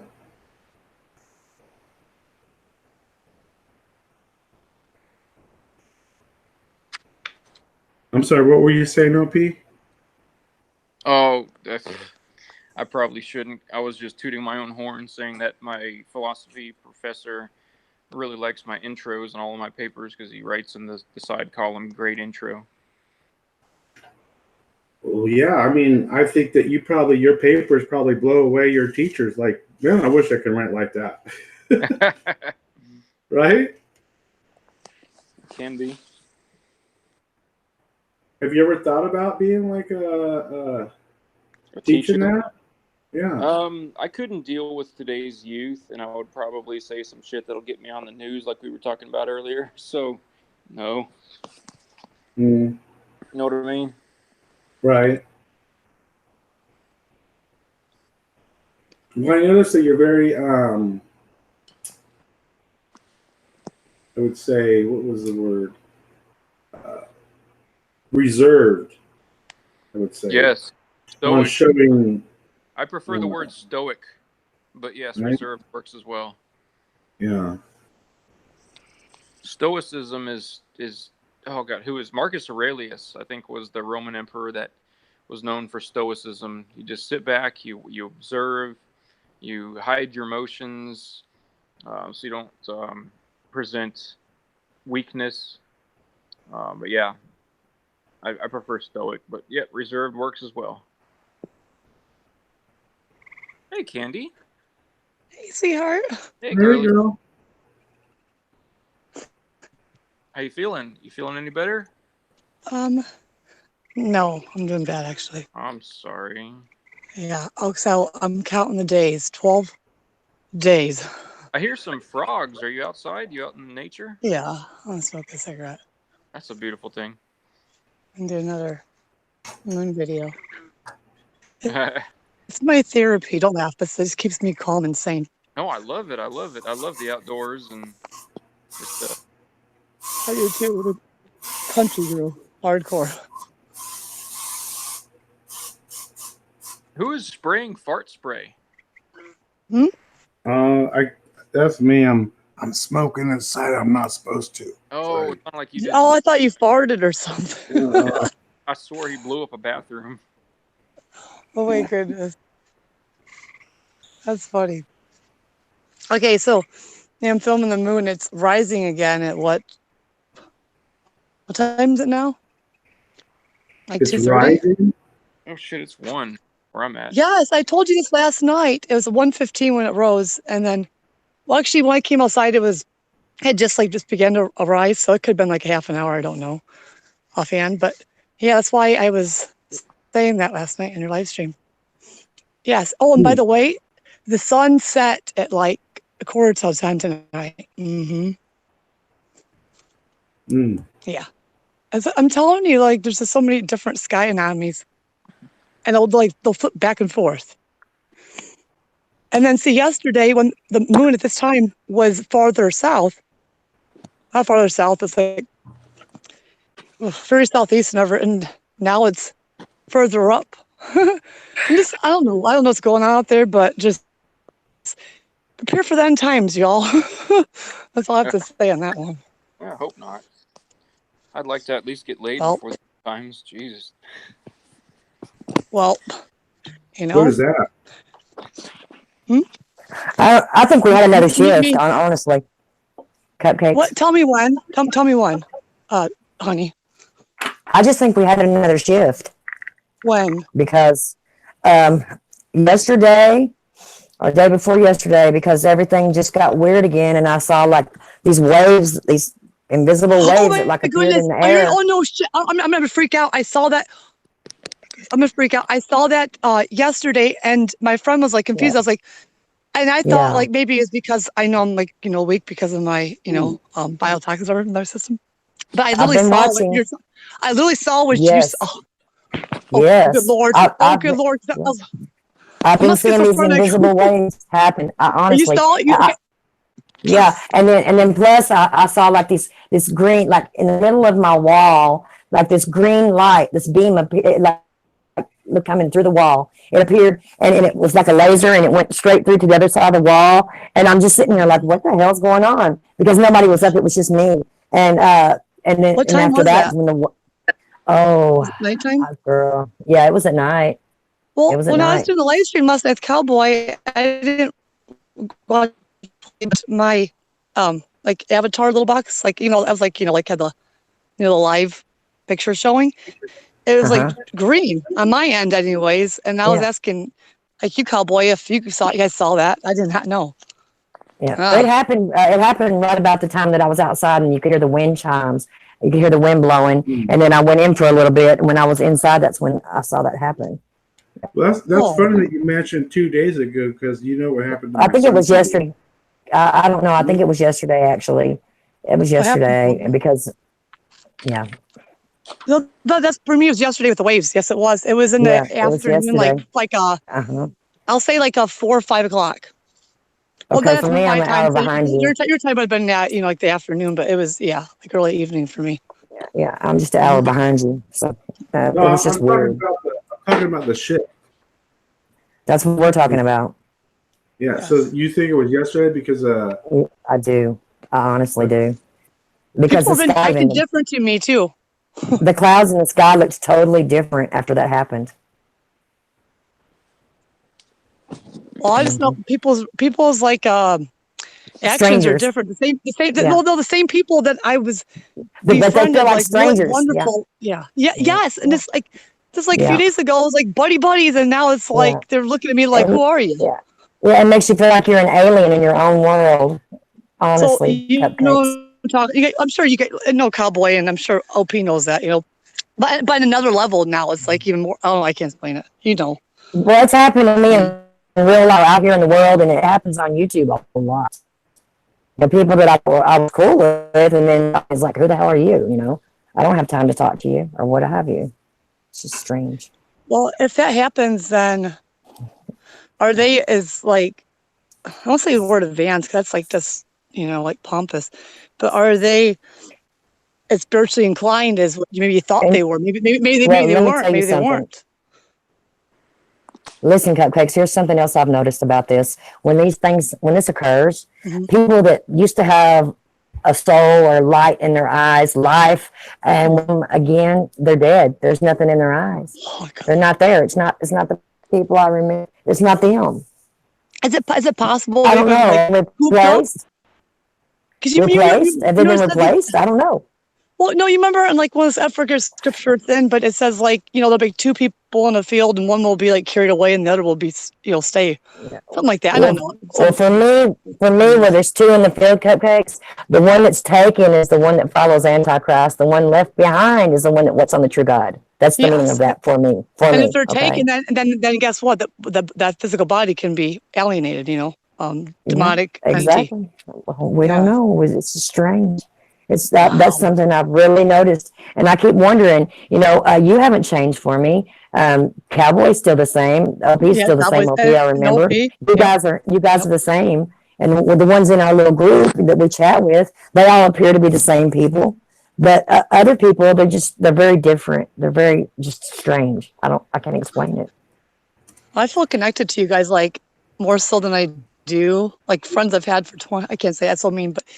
They're still like best friends, but I've had that really deep personal connection of understanding each other's spirits. The people that I've known my whole life are as strangers to me now. And when I'm with them, I don't have that connection I used to have. The warmth, the family feeling. Because, when I make a friend, I always keep them for life. I'm that kind of person. I'm a keeper. I'm not a quitter. If I let you in, you're in, regardless. We'll work through it if we have a problem. I mean, I just love my people. I don't get mad and leave you. I'm not like that. I always will come to you and tell you, let's work it out, man. I love you. If we have a problem. And my people that know me like that, they seem to not give a shit. I know. Okay, so a question for you.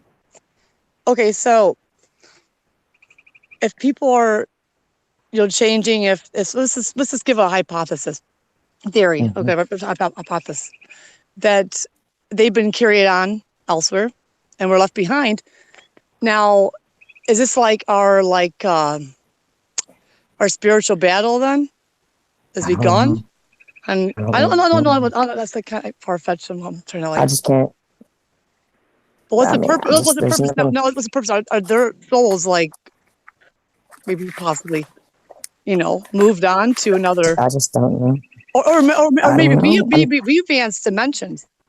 We advanced. I feel like we're shifting back and forth from the new Earth to the old Earth. For some reason, like there's a battle going on that we're not aware of that's up on high, and they're battling for us, and somehow or another we're being abducted or stolen from one plane to another. That's just my feeling on this. Well, also could be like the transitioning, that adaptation that you have to, become inclined to. I just don't know. But if you shock the system, if you just jump from one to the other like that, you can lose your momentum. I just feel like we're being stolen. I feel like we're being stolen back and forth. One's taking us and the other one's stealing us. Well, someone's like, give me some pleasure, man. I'll let it go. I'm sorry. I know. I don't know what's going on. None of us know what the hell's going on, but that's just kind of just a lot. Oh, I can't believe that you said that though. Like that gives me the chills that you experienced what I did yesterday. That's been going on for me for a year and a half. Okay. Well, see, I've that's the first time actually seeing, but I've actually felt energy. I actually felt it. Okay. But seeing with my eyes, no. I used to lay in the bed and hear it. It would go. Woo, woo, woo, woo, woo, woo, woo, woo, woo, woo, woo, woo. It's a huge sound. Does it sound like along with the wave. Now there's no sound. Now it's just a silent. No, it's like that. Woo.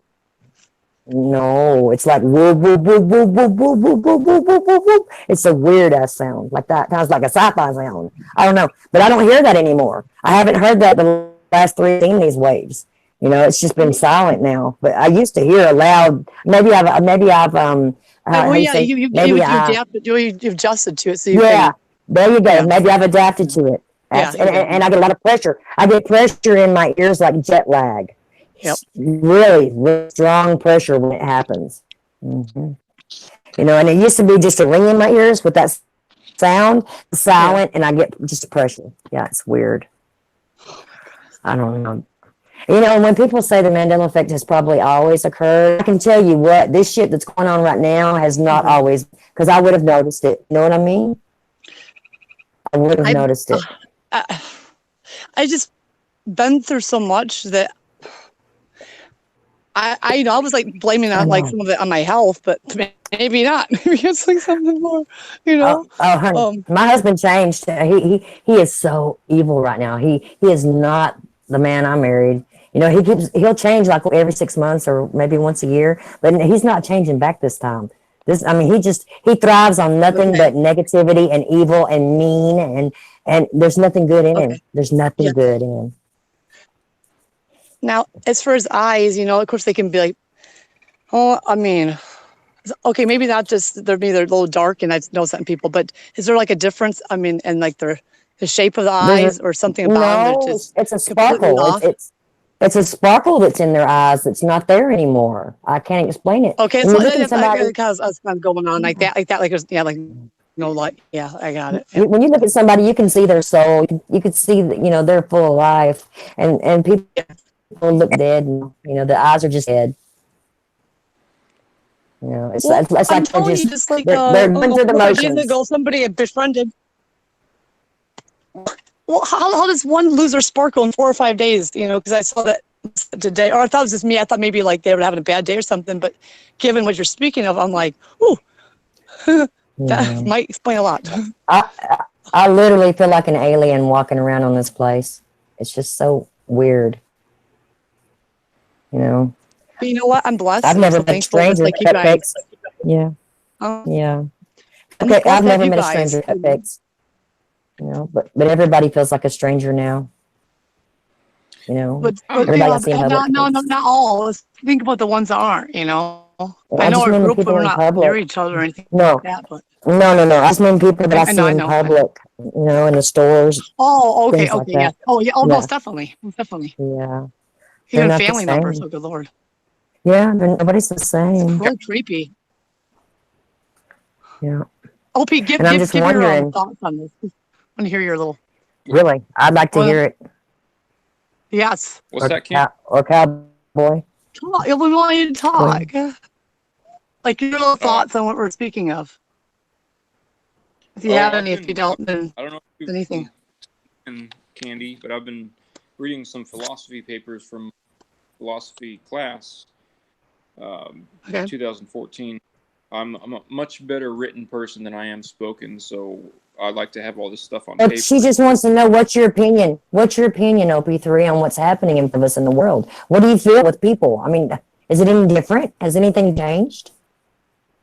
For you in the past few days. I was talking earlier saying that, let's see, Cowboy had asked if anybody had experienced people being like out of the ordinary, short temper, or just crass or whatever, just like just negative people, and as opposed indifferent. And I told him, you manifest, for the most part, you can kind of manifest your day. I wake up, I go to work, and have a smile on my face. Even if it's a fake smile, I still jaw with my customers. I still have a great time, and it seems to brighten their days. Even if I'm feeling horrible inside, I still fake it, and I fake it to make it. And it seems to help a lot of the people I come in contact with. So I'm a believer in you manifest the day that you set out for. But that being said, there are still assholes out there that are probably not manifesting their day, or they're manifesting negative days. And so, yeah, there are people out there like that, but I don't think there's an abundance of them recently. I just live my life, and I help my customers, and things are normal. I don't think there's anything crazy that's affecting it. I seem to be slightly out of the realm of the Mandela Effect community. I don't buy into a whole bunch of stuff. I buy into a little bit of it, but I don't think that everything affects everything.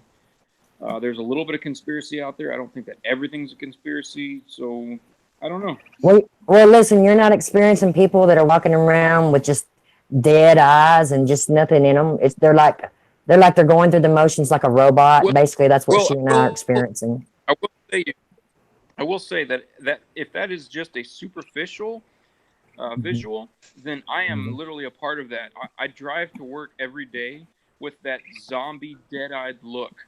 I've thought about that all the time. Every time I drive to work, I am literally gripping my steering wheel and looking like a dead-eyed person. And I Well, you're just realized going that through the motions.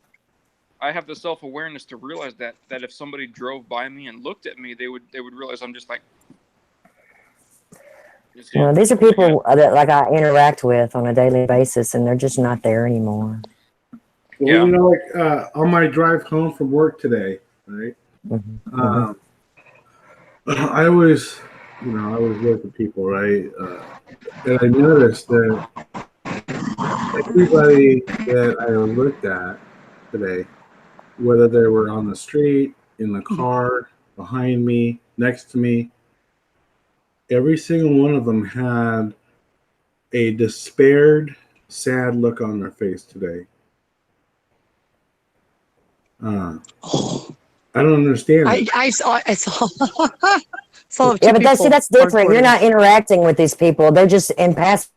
They're in their bubble. You know what I mean? You're not communicating. I'm interacting with these people. Like, well, you and I both. That's like what I'm saying. People what they're saying is different from what we're saying. Yeah, they're saying something different than we are. Okay. Though. See what I mean? Well, we're talking about touching with somebody on a personal level. You know what I mean? They're not saying the same thing we are. Oh, okay. That's what I was saying. Like, I know OP was saying, and I believe you create the world you live in. Yeah, you go into work with that smile. What I was referring to is people that you don't even actually come into a contact with. They have a conversation with them, and what I'm noticing over the last few days is a lot of sadness and despair on people's faces. Where I mean, at one point on my drive home today, there was two people actually where I actually had to slow down because I thought it looked like tragedy was happening around them, like something happened, like it was sad that I noticed looking at them, like in the hopelessness in their face. But this is kind of where everything that they're pushing, right, it is hopelessness and despair and negativity. Just look at any mainstream media outlet, and everything in it is complete doom, gloom, and bad. And, you know, and where is it? Where, you know, just I know that there's days like, you know, where people are happy. You see it on the street and they're laughing. There's days like that's what I'm saying, like where you just don't see that anywhere you go. In the grocery store, you know, you'll go to the grocery store, you got one item, and the person in front of you has a full cart. You know, and I'll be in a grocery store where like just last week, and the guy had like a couple items. He moved up like all the way to the front in front of me. I was next, and he was laughing. And people behind me started talking, and I didn't know what happened. He got pushed through by 5 people behind me. That's like how crowded it was, all the way to the front. He's like, "Whoa, express line!" Like there's days like that. There's other days you go there, you got one item, and they just look at you like, they're rude. Yeah, they don't care.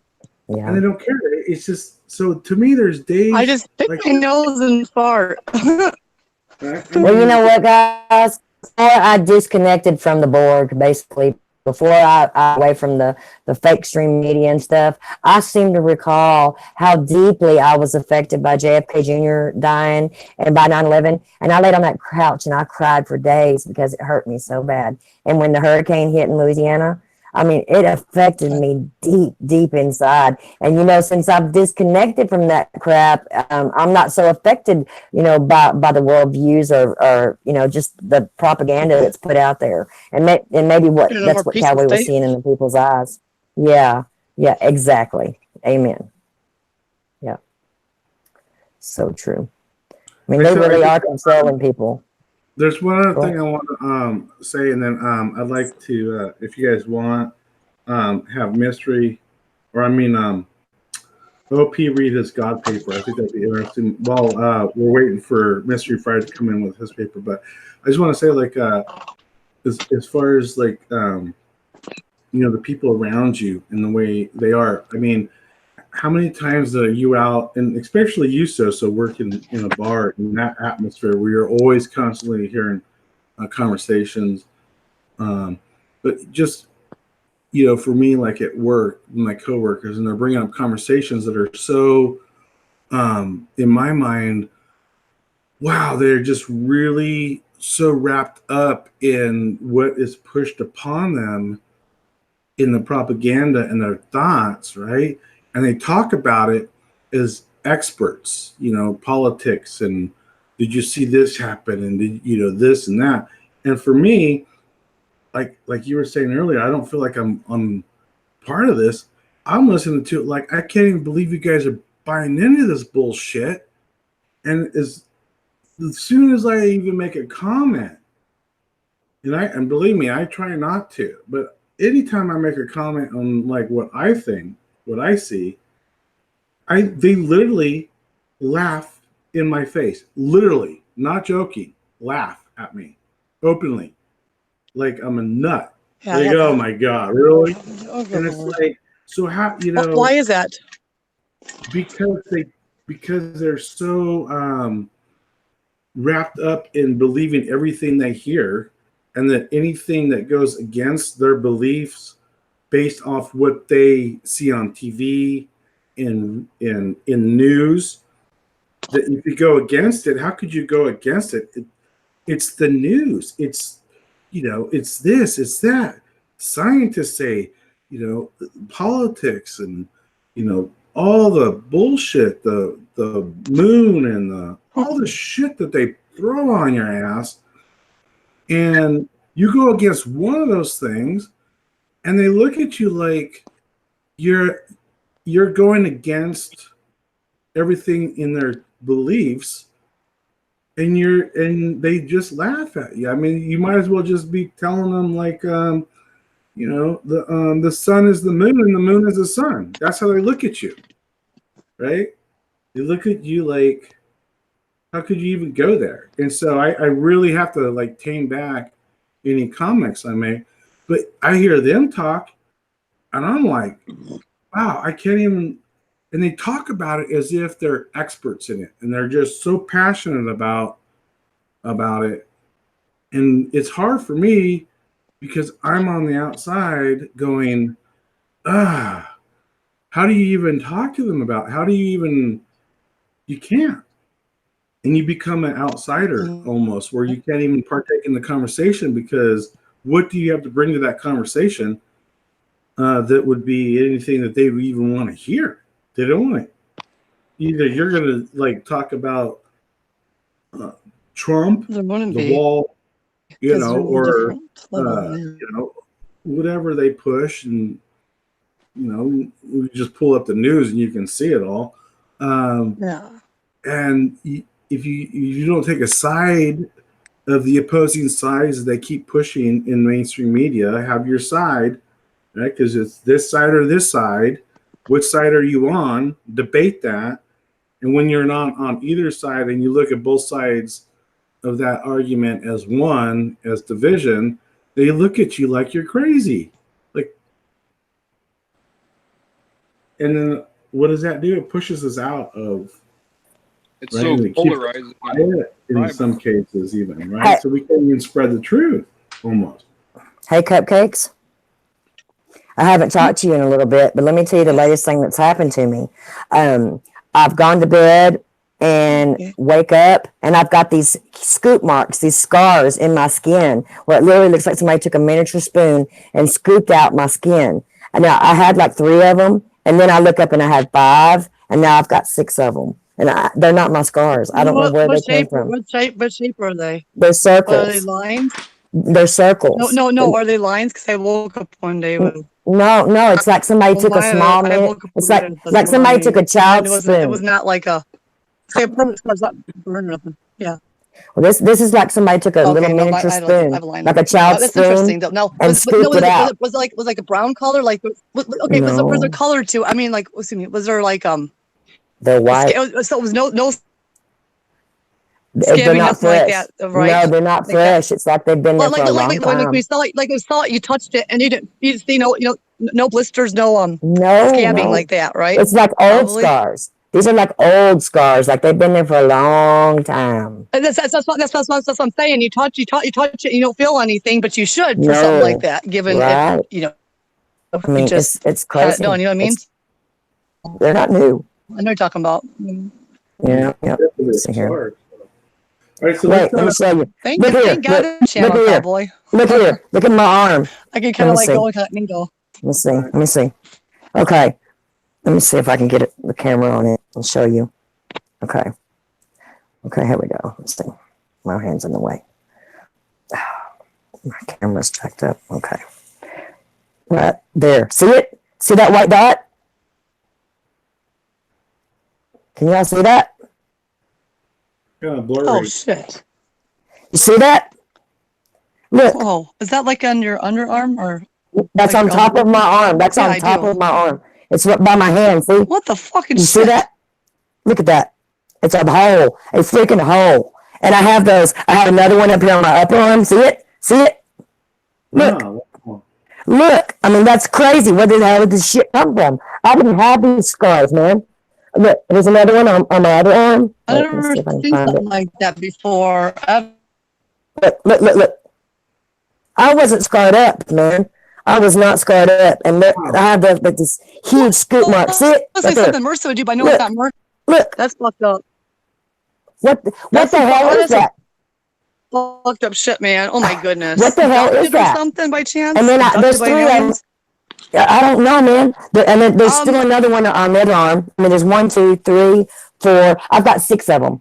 There's 6 of them. 2 on my legs. Wow. It looks like you're abducted and some aliens were hungry for a midnight snack. I don't I'm know. sorry. I was I'm not just trying to scarred make up you like laugh, that. but seriously, that's messed up, man. Those are old That's no, scars, and they're I've not never seen that mine. before. Those are not my scars. No, not I don't even know what- scars. They're like holes. They're like no, Yeah, they're no. like That's they're messed like up, scoop man. marks. Like somebody scooped my skin out. Oh my goodness. Mm. I'm telling y'all, there's something weird going on. What do you think that comes from? I don't know. I don't know. Because I have like a strange like line I just woke up with. I know A scar like Eamon, that, but not like yours, but still. Eamon was saying last Understandable. night. That's fucked up, man. Candy, Eamon was saying last night that he's all scarred up and he wasn't scarred up before. Yeah. So I don't know. Hey, Perfect. if you guys are So okay. let's, Okay. What's is this like a demonic attack or what? I don't know. I don't know. Because these are not fresh scars. They're not fresh. You know, when you injure yourself, you know you've been injured. You know you've been in. Yeah, you have memory of your injuries. Oh, you can feel it the next day, like scared. You feel it, yes. And it goes through different stages of coloring and stuff. Yeah. That's weird. Yes. Hey, you guys, if it's okay, Hello, OP. What's up? let's have OP. He's got another paper he wants to read for us. If you guys are all right with that. And this one is called what, OP? God, a reasonable necessity. All right. I was hoping to get Suso's take on it, but It sounds like a good title. I'm interested. yeah. And Mystery Fried. Mystery Fried's going to come on and read his God paper to us as well. Can y'all hear me? Am I roboting or anything? Am I too loud? Nope. Too soft? Nope. You sound beautiful. Oh, you do too, girly girl. Okay, I put Oh, I thought I sounded like a redneck, but okay, thanks. I put God, Yahweh, Father, I am. These words hold the power to sway masses, to create, to kill, to love, and to erect striking temples and whole institutions. The concept of a divine creator may ease one person to sleep while setting another's teeth on fire. But how can a concept that cannot be seen or touched raise so much debate? How can humanity be sure that an intelligent designer does exist? And if so, what would he look like? And how can we relate to him? Is it even reasonable for a sane person to believe in an intangible entity? The famous psychiatrist Sigmund Freud believes it is simply infantile to believe in a God. However, he does assert that it is a natural need to retain the belief that a parent figure, aptly named Father, shall continue to watch over us even after separation from immediate family. Although a belief in a God may be natural and deep-rooted, can it be reasonable or necessary? The philosopher Immanuel Kant believes so. Kant holds that belief in a God is necessary to work for a world where justice prevails. We obviously do not live in a perfect world, free from pain and suffering, so the introduction of a just and loving God creates the necessary distinction between good and evil, and moreover, the necessary relativity between the magnitudes of evil and love. Out of God arises the natural moral code and conscience. Ethical necessity aside, many other arguments for the existence of God have arisen over the centuries. For the majority of people, evidence of a supreme creator is a must. For a moderate elect few, proof may emanate from direct personal religious experience. Some people claim their proof has come in the forms of intense euphoria, spoken messages from God, awake or asleep, miraculous recoveries from terminal illnesses, speaking in tongues, being slain in spirit, and NDEs, or near-death experiences. For others, their own proof may be answered prayer under circumstances where the person praying couldn't fathom the natural world producing their desired result without the intervention of a divine, loving God. Alas, others' religious experiences are rarely enough evidence to merit proof for the rest of the unlucky. These supernatural claims can usually be explained away by endorphin rushes, hallucinations, mild schizophrenia, extreme coincidental circumstance, advanced medical techniques, and the general notion that people can see what they want to see. Obviously, belief in God through one's own personal experience is extremely subjective and rarely enough to warrant a solid foundation, yet the resurrection of Christ was apparently witnessed by many and is one of the most solid foundations of modern Christianity. The existence of God can also be tackled through logical, philosophical questioning targeting the physical universe. The cosmological argument attempts to explain and rationalize the existence of a God as the creator of the cosmos. A resounding central theme behind the reasoning backing the cosmological argument is the denial of the concept of infinity. The universe cannot have existed forever and had to have some definitive start. A major proponent of this argument, St. Thomas Aquinas, expounded on the reasoning of Aristotle to create 5 proofs of God's existence. 2 of the most compelling proofs share a similar basis and acknowledge some starting givens. Simply put, Aquinas' proof of motion states that an initial mover put all the universe's objects into motion, and this mover couldn't have been of this world, as therefore he, she, it would also require an initial mover. His second proof similarly states that if the universe were a universe of cause and effects, there would have to be an initial causer to kick things off. Aquinas subscribes to logical analogies and reasoning to prove the existence of a divine creator who assumes the responsibility of causing the first effects and moving the first piece. The common objection to the cosmological argument was the proposition that the universe has essentially always existed and never had a beginning. However, modern science has rescued the argument with the Big Bang Theory. The argument, known as the ontological argument, was originally formulated by St. Anselm, and attempts to rely upon reason and logic alone to create the proof of God's existence. Basically, if one starts with a given concept of God that no one can conceive of anything greater, then by sheer interpretation of that concept, a God may be proven to exist. If this notion of God is broken down into 2 categories, God exists but only in the mind, or God may really exist, then logically a God that really exists is greater than a God that only exists in the mind. It is this tactic that lawyers and politicians use to corner and mold a proof to their liking.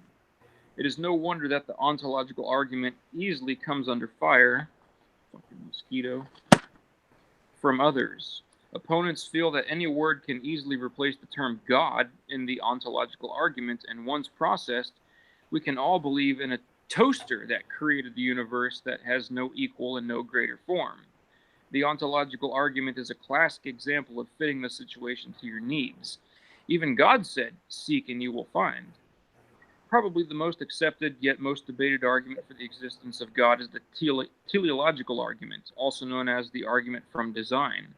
The reason this argument is so hotly debated stems from its basic premise, namely the fact that it is an inference to the best explanation.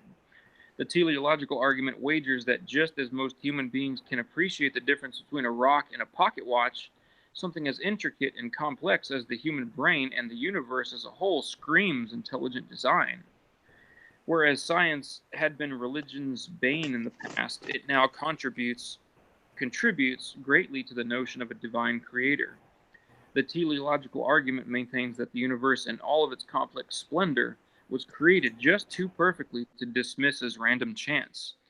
From the ratio of hydrogen to helium, to specific gravity, to the nature of the atom, to the coming together of amino acids to form genetic code, nature has perfectly set the stage for the arrival and flourishing of the sentient Homo sapien.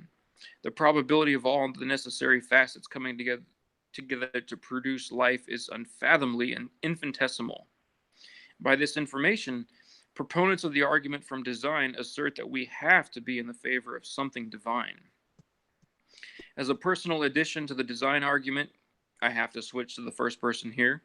I wanted to add my notion of the lack of a universal self-destruct button. As intelligent, intuitive human beings, we are fairly rest assured that in the gigantic universe, with all the complex waves of energy and massive black holes, and indescribably hot supernovas and intricate chemical and electrical reactions, nothing can or will go wrong enough to cause the destruction of the universe as a whole. In 14 billion years, some unknown atom has not collided with another important atom, nor has a quark been split down small enough to bring about the destruction of the universe in its entirety. And we sleep easily knowing this tidbit. The only being powerful enough to both create and destroy a universe would have to be a divine creator residing outside of space-time. This being, when writing the program, has surely left out a self-destruct button from the grasp of natural phenomena and or human potential. Major opponents to this design theory cite natural selection as the authentic explanation for our existence and not a supreme being. They back their claim with examples of miscarriages and individuals born with disabilities or deformities. Christians counter with claims that natural selection simply must have been the tool of choice for the Creator.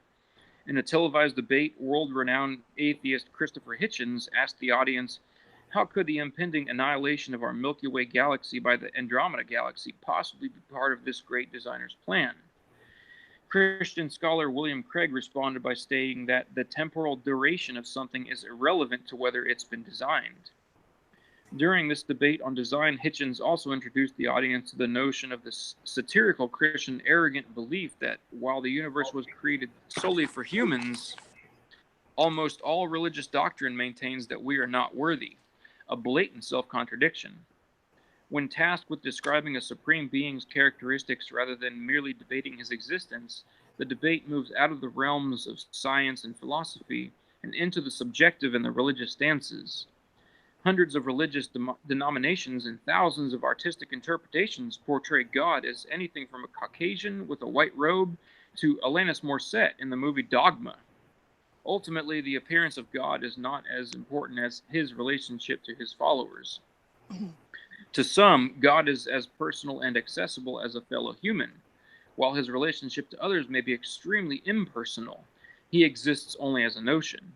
To some, he may be interpreted as a tyrant who demands loyalty, while to others, his name is synonymous with love. But to all people who have yet to develop a relationship and an understanding of God, how do they recognize the great Creator? Being the creator of the universe, God is everywhere. Christianity dictates that one merely needs to look for him and accept God into your heart. God may be introduced to people at a young age as the belief is passed along generation to generation, or God may be found at the lowest, darkest point in an individual's life. God will be found in every selfless act and in every occupied prison cell. Unanimously, though, Christians will agree that God will be there when you need him. The end. Oh man, that's amazing. Absolutely amazing. You blow me away, man. And you blow the chat away as well. That was Yeah. very intense. Hey, can could you email me a copy of that sometime? You want a copy? I'll send it to you. I love that. Yeah. You know, just listen to that. There was something that Would reminded you be me. so kind as to like share like? Yeah, I do actually. So I can read it more in depth. Okay, Candy. Just send me your email. I'll send it to you. I've got a lot of other fun ones too. Oh, I'll email Send me your email, Steve. on the A lot of other fun ones too. Hangout thing. I'll email. Send me your email, Steve. Yeah, someone's. A lot of other fun ones too. Hangout. I'll email. Send me your email, Steve. No, I'm posting right now on the Hangout. So I'm the friend.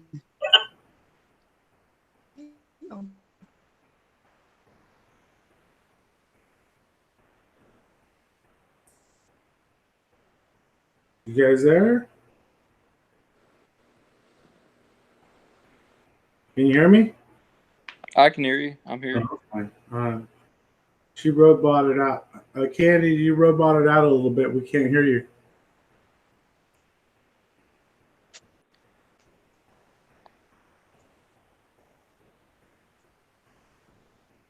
You know, I was just gonna bring up something that it reminded me of. Yes. With the. Yeah, I can hear you. What? At least that sounds naughty.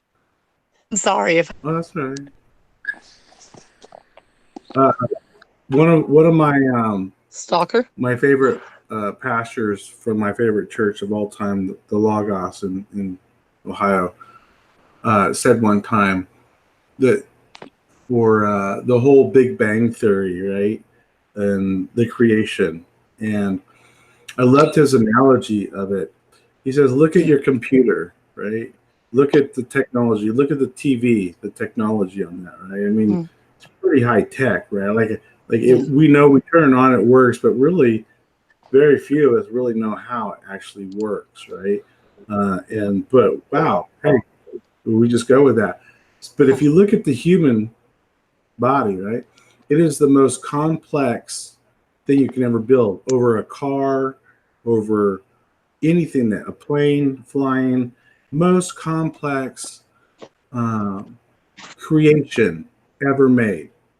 And to think that the most complex creation being that ever has been made came from nothing doesn't make sense, right? Because, you know, It's not it doesn't make sense. It's got to be created. Quantum physics would state otherwise. That can't come out of nothing. It has to come like from something OP was stating. It does.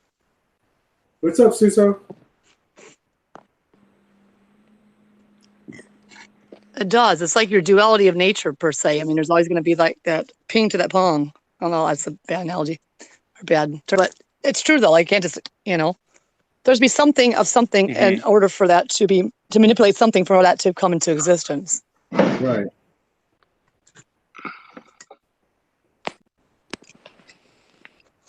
Hey, I'm here. Just jumped in to say hi to Candy. Yes, study quantum physics, you guys. We're still waiting for Mystery Friday.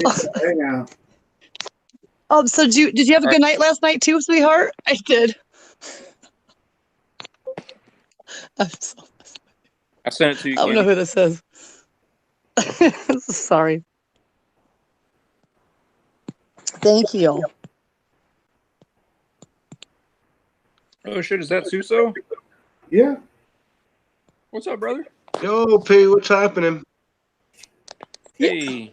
Love you too, Candy and Honey and Cowboy and OP. Gonna have to get off quick before I make a fool of myself. That can't happen. Only I do that. I could sit here and plug my next video. Go for it. Oh, I mentioned that whole what is it? SQMAI thing he had going? Yeah, go into it. What about it? SMQ. Yeah, that whole. Did you see that whole thing where they said they had they found that they got a shift on audio? Yeah, what was it? Okay, if you go on, I think it's SMQ. It's late. SMQ AI. I think like 3-4 days ago, they're in the middle of a broadcast, and his voice said a word, and then it said another word on top of it with a different inflection. It was the tones were different, but it was his voice. So he's just talking on, and somebody stops him in the chat and says, "Yo," or not in the chat, in the talk, and says, "Listen, did you just say that word twice?" And he's like, "What word? What sentence? What are you talking about? I don't remember repeating myself at all." And when you hear it, it's weird because it doesn't really seem like it could have happened the way it happened. It was strange how one word was kind of on top of the other. And then this other guy breaks down the two words, and he can't fit them on top of it. Look, honestly, it could have been manipulated. I don't see these people doing that, but it could have been.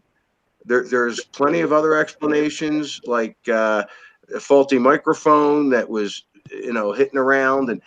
But I'd say there's about 3 clips I found that really can't be explained except for some kind of electronic difficulty, but that doesn't explain inflections being different and words jumping on top of words and him finishing. There's one where he finishes a word where he would have said it too fast. If you actually go on, I could probably find it right now. There'd actually be 2 videos you'd have to look at. One is the actual video, and he tells you what time to check it out. And the other one is the one where they're doing experiments, and they're still looking into it because they really feel like, oh, whoa, we can finish the word where he would have said it too fast. You actually go say, I hear me. Yeah, that was me. I got them right here, and I don't know if you guys will be able to hear it, but I can try. Well, that's kind of, Suso, that's kind of like when people are in a church singing and all of a sudden this angel starts singing in the background. Where does it come from? How do they explain it? It's kind of similar to me, All right, I want you to hear this. Oh.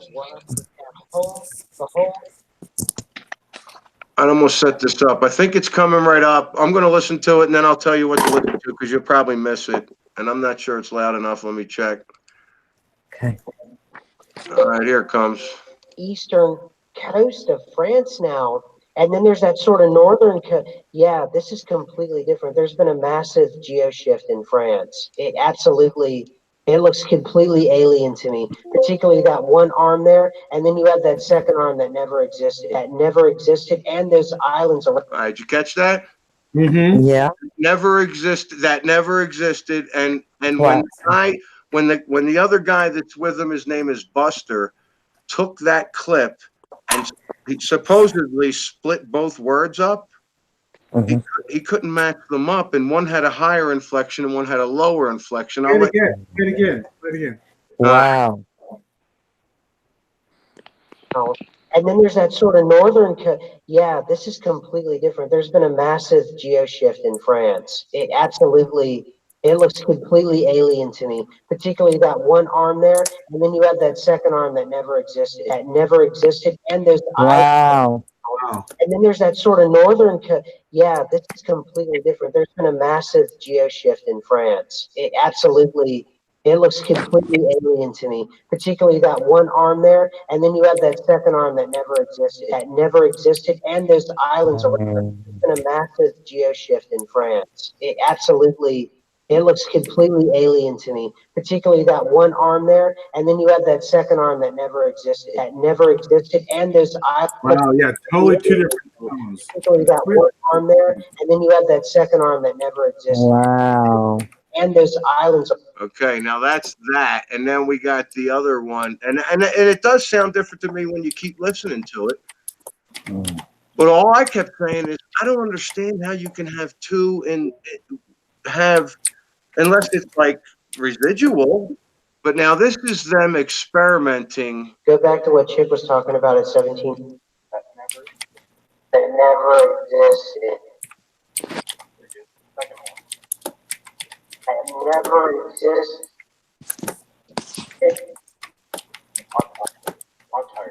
That never existed.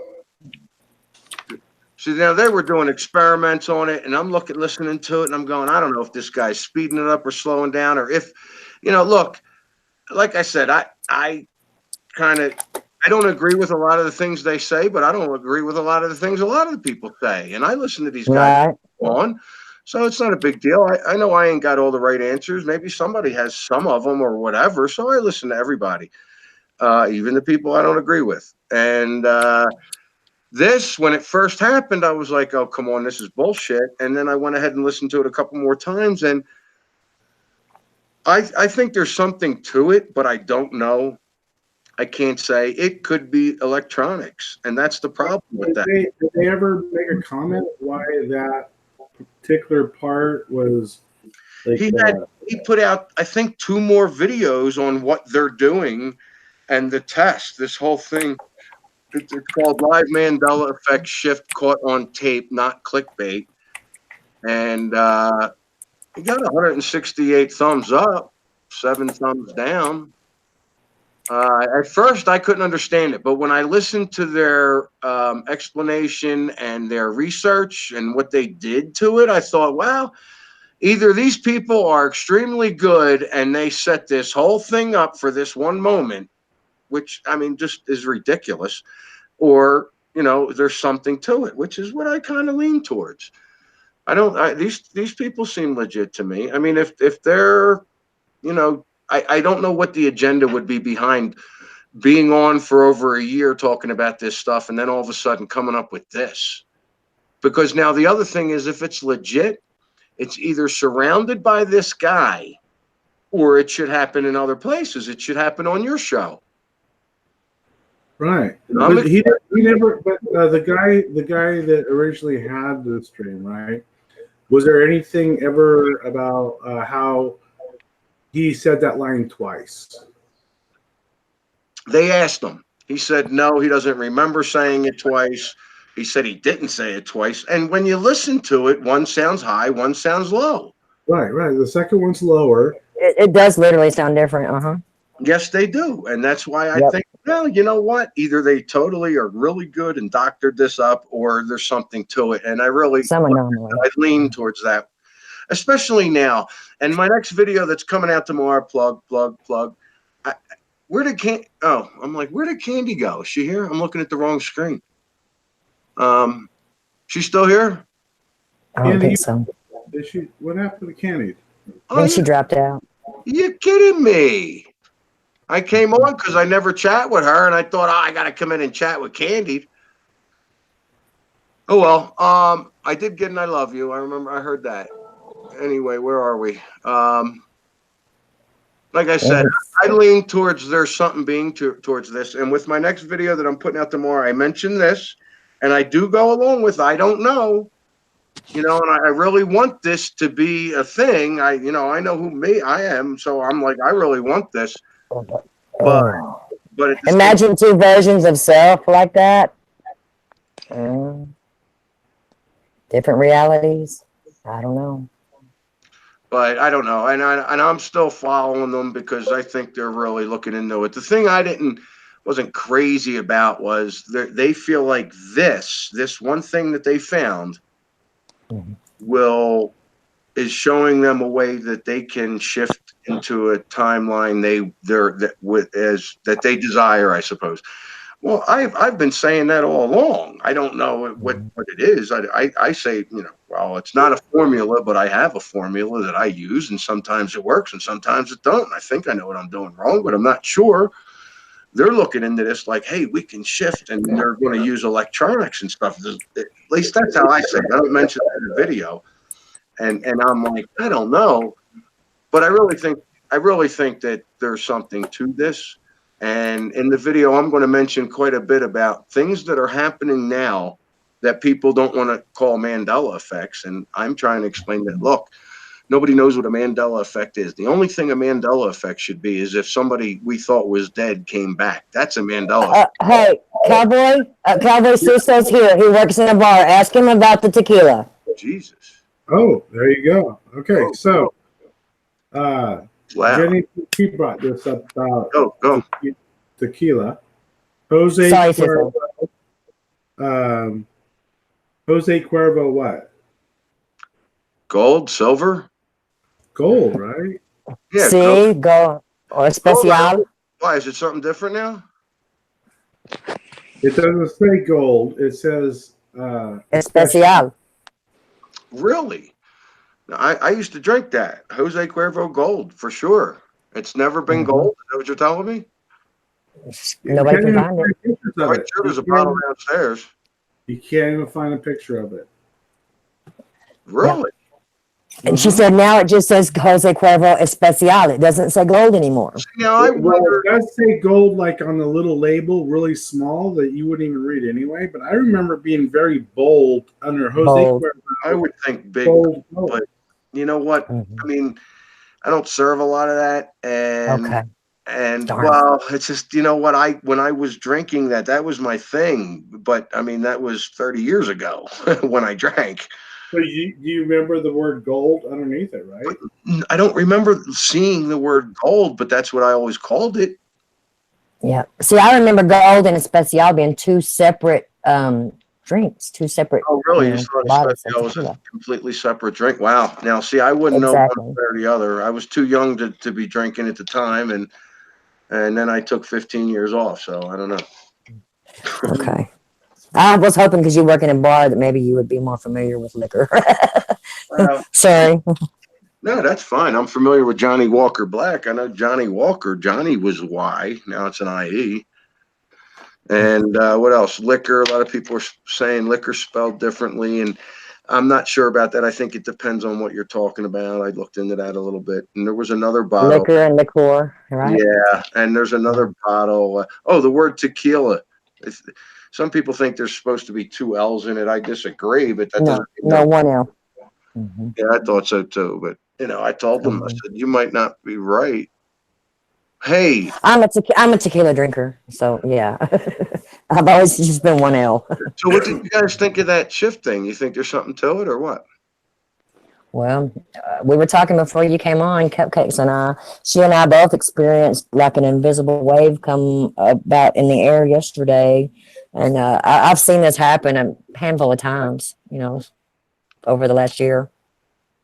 Yeah, and who was it? It was Dan was saying that he's been today. I think it happened to him. As a matter of fact, he woke up at like 2 p.m, went back to sleep, and woke up at noon. Wow. Yeah, well, that's happened to me and a couple other people. I've heard that's happened, and I believe it was in chat. It was on my stream, as a matter of fact. Yeah. Well, I used to get extreme ringing in the ears, so now I don't get the ringing that much. Now I get pressure, like jet lag. Wow. Yeah. I still get I had the ringing this afternoon, I believe. Yeah. Well, I get it, but not like I used to, and it's only in one ear when I hear the ringing now. But right before a shift or during a shift, I get pressure in my ears real bad, like I need to make them pop. I need to check something real quick. Caught on tape. I'm gonna try and give you guys this. Is this gonna work? Yes, 1750. It will work.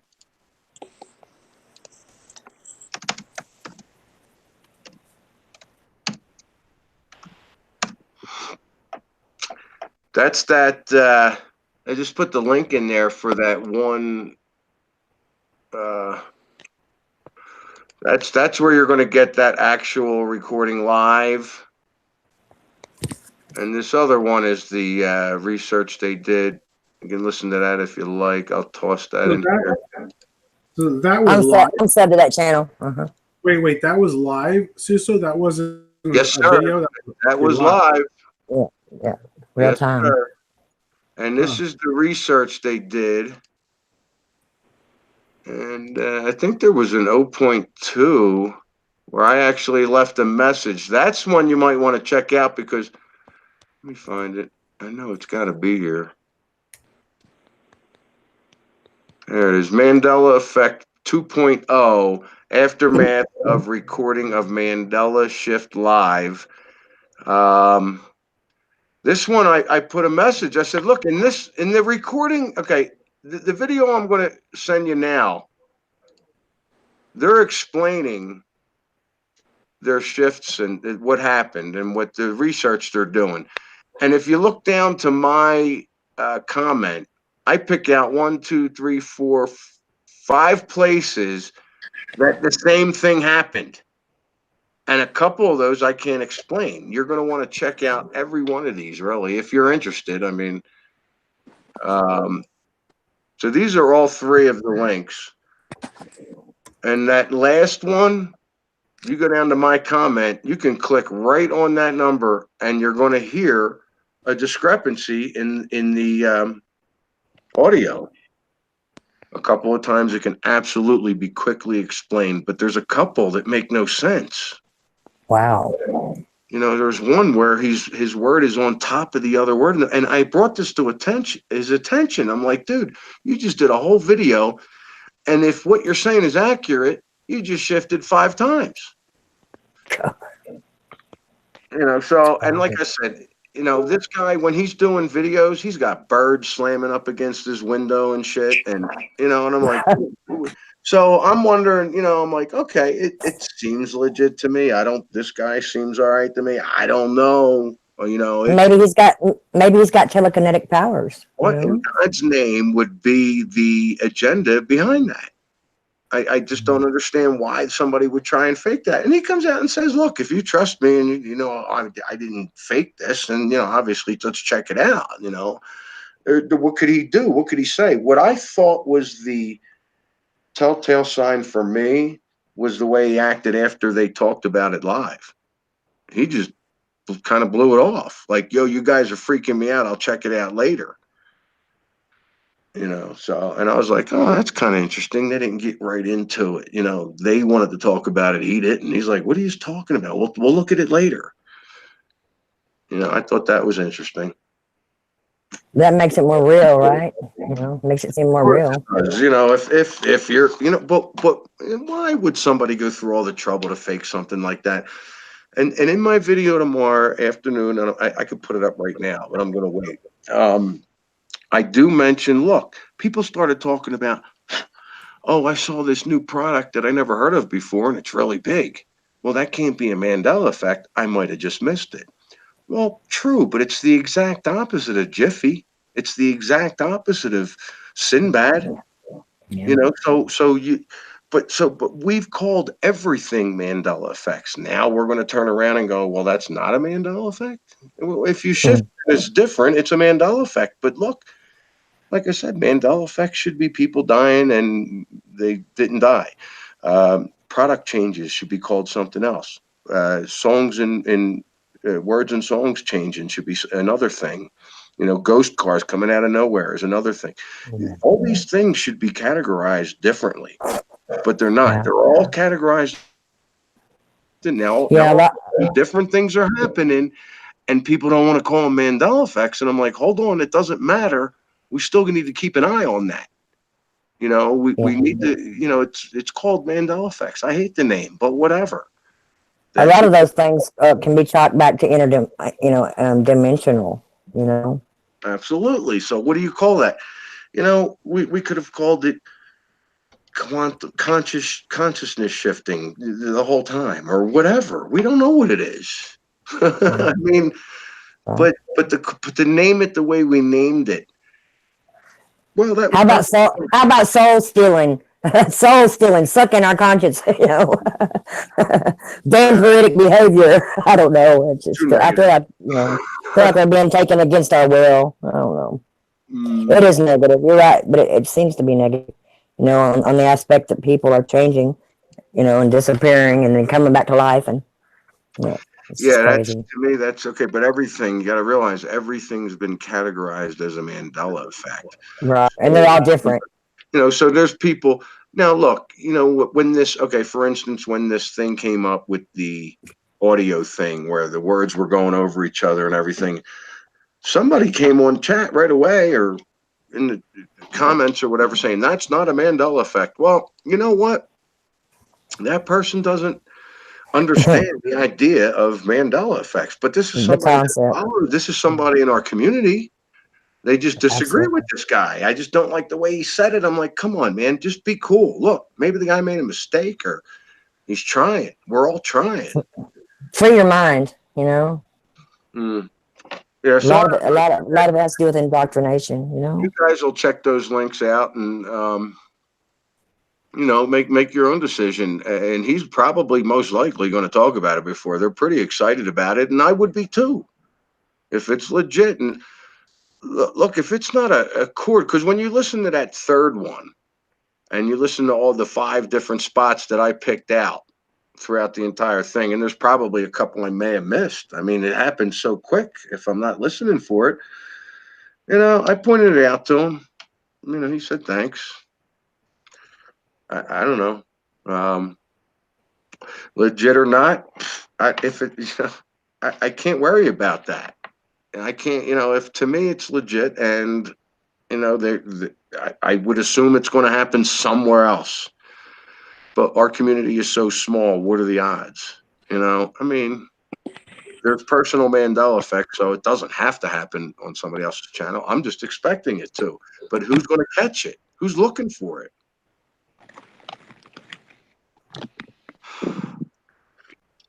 So I don't know. My big thing on the video was, look, we can't be calling these things. We can't be saying this is not a Mandela effect. And then all of a sudden this happened. And I was like, well, I got to hold that video up.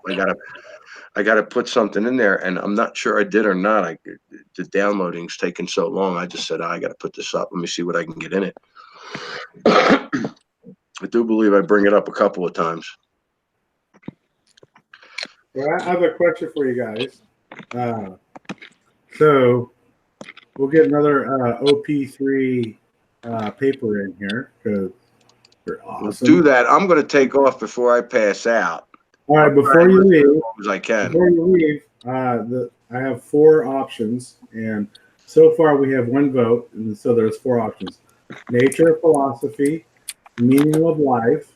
I've got ethics still, and I know what I know. How do we know anything? So I like the meaning of life. That's my vote. That's what I was going until I heard the last one, but I like that. Thank you for your input, Suso. Thank you for sharing that with us. Thanks, Suso. Yeah, check that stuff out if you get a chance, and let me know what you think, because you know I'm leaning towards something really went on there. Like what, I don't know. Like I said, I picked out 5 on that one. That, you know, most of them could be explained. Yeah, all we can do is speculate on all these things. Times are just so bizarre, you know. All right, guys, have a good night. All right, thanks, Suso. And Mystery Fried, you're in the hangout. Just click up top and join the call. Right, Cowboy, I told you that a couple times in the chat. He doesn't have access to it, but we told him we wanted him anyway. I told him to come on. Okay. Okay. So we had 2 votes for the meaning of life, and then Colin like the one he's got on ethics. I've got ethics still. So if we It get doesn't. time, Whichever way he chooses to go, I'll be fine with it. I appreciate him. maybe we can get both in. If he's willing to read both, I'm okay hearing both. So there you go, P. Floor is yours, brother. Have at it. Okay. Do you want to see my ugly mug while I read? Sure, let me get you on here. Kenny keeps getting booted. Of course, you handsome man. Woohoo! Me and Medusa, we're related. You my cuz? Are you my cuz?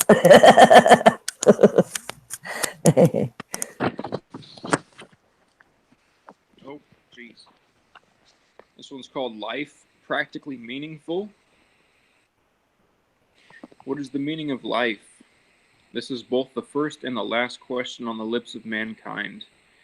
We consciously realize that no one can know the answer to this question until we exhale our last breath, but nevertheless we assign the meaning to our existence somewhere in between nil, humorous triviality, to individual supreme beings.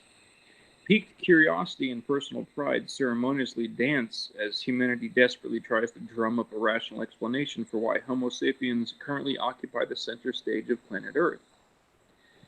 Seemingly straightforward, the question still possesses a certain ambiguity. Are we in fact asking if there is a usefulness to our daily routines, or whether or not our consciousness escapes to an unknown realm after death? Or are we merely tools wielded by a supreme creator and nothing more? In the vast expanse of the cosmos, for what purpose do humans exist? From the rearview mirror of the Voyager 1 spacecraft, billions of miles from Earth passing the Great Oort Cloud, our planet appears as a faint blue dot. The late Carl Sagan humbles us by saying, "That dot is home." On it is everyone you know, love, or heard of, everyone that ever was, every hunter and forager, hero and coward, creator and destroyer of civilizations, religions, ideologies, and economic doctrines.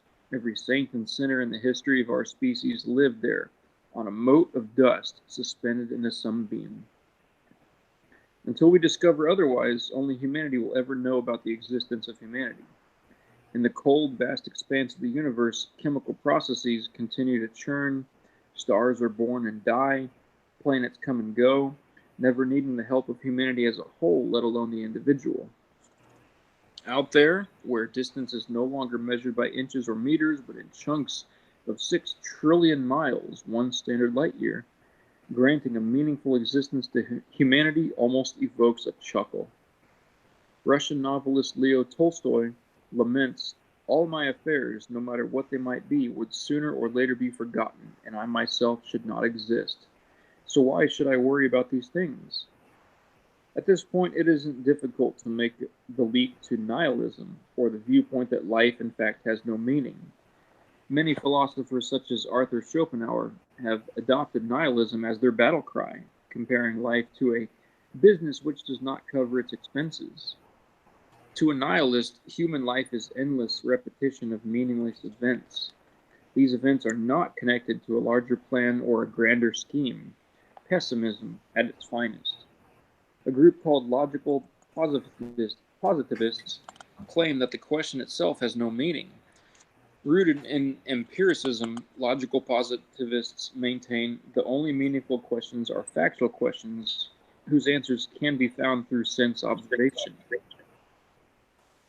Countering this argument is the belief that many social, religious, and moral questions can be evaluated and even resolved without having to make sense or be rooted in factual evidence.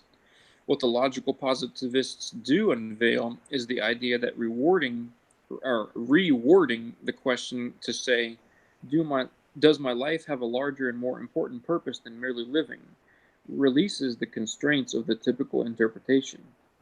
A common response to the question is the theistic approach. For eons, man has alleviated the burden of feeling so alone by attributing his existence to a great creator. It is our destiny to play our roles set out by the God, and we can fulfill this destiny by embracing God's purpose and living by His word.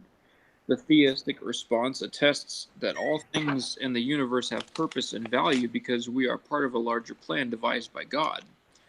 St. Thomas Aquinas believes that our ultimate purpose is to know God, based upon man's innate desire to know the first cause of all things. For once, most religions agree on something. Life's meaning is derived by relating the individual to a divine reality that is larger and more important than the individual is. Obviously, a contention to the theistic response is the debate over God's existence.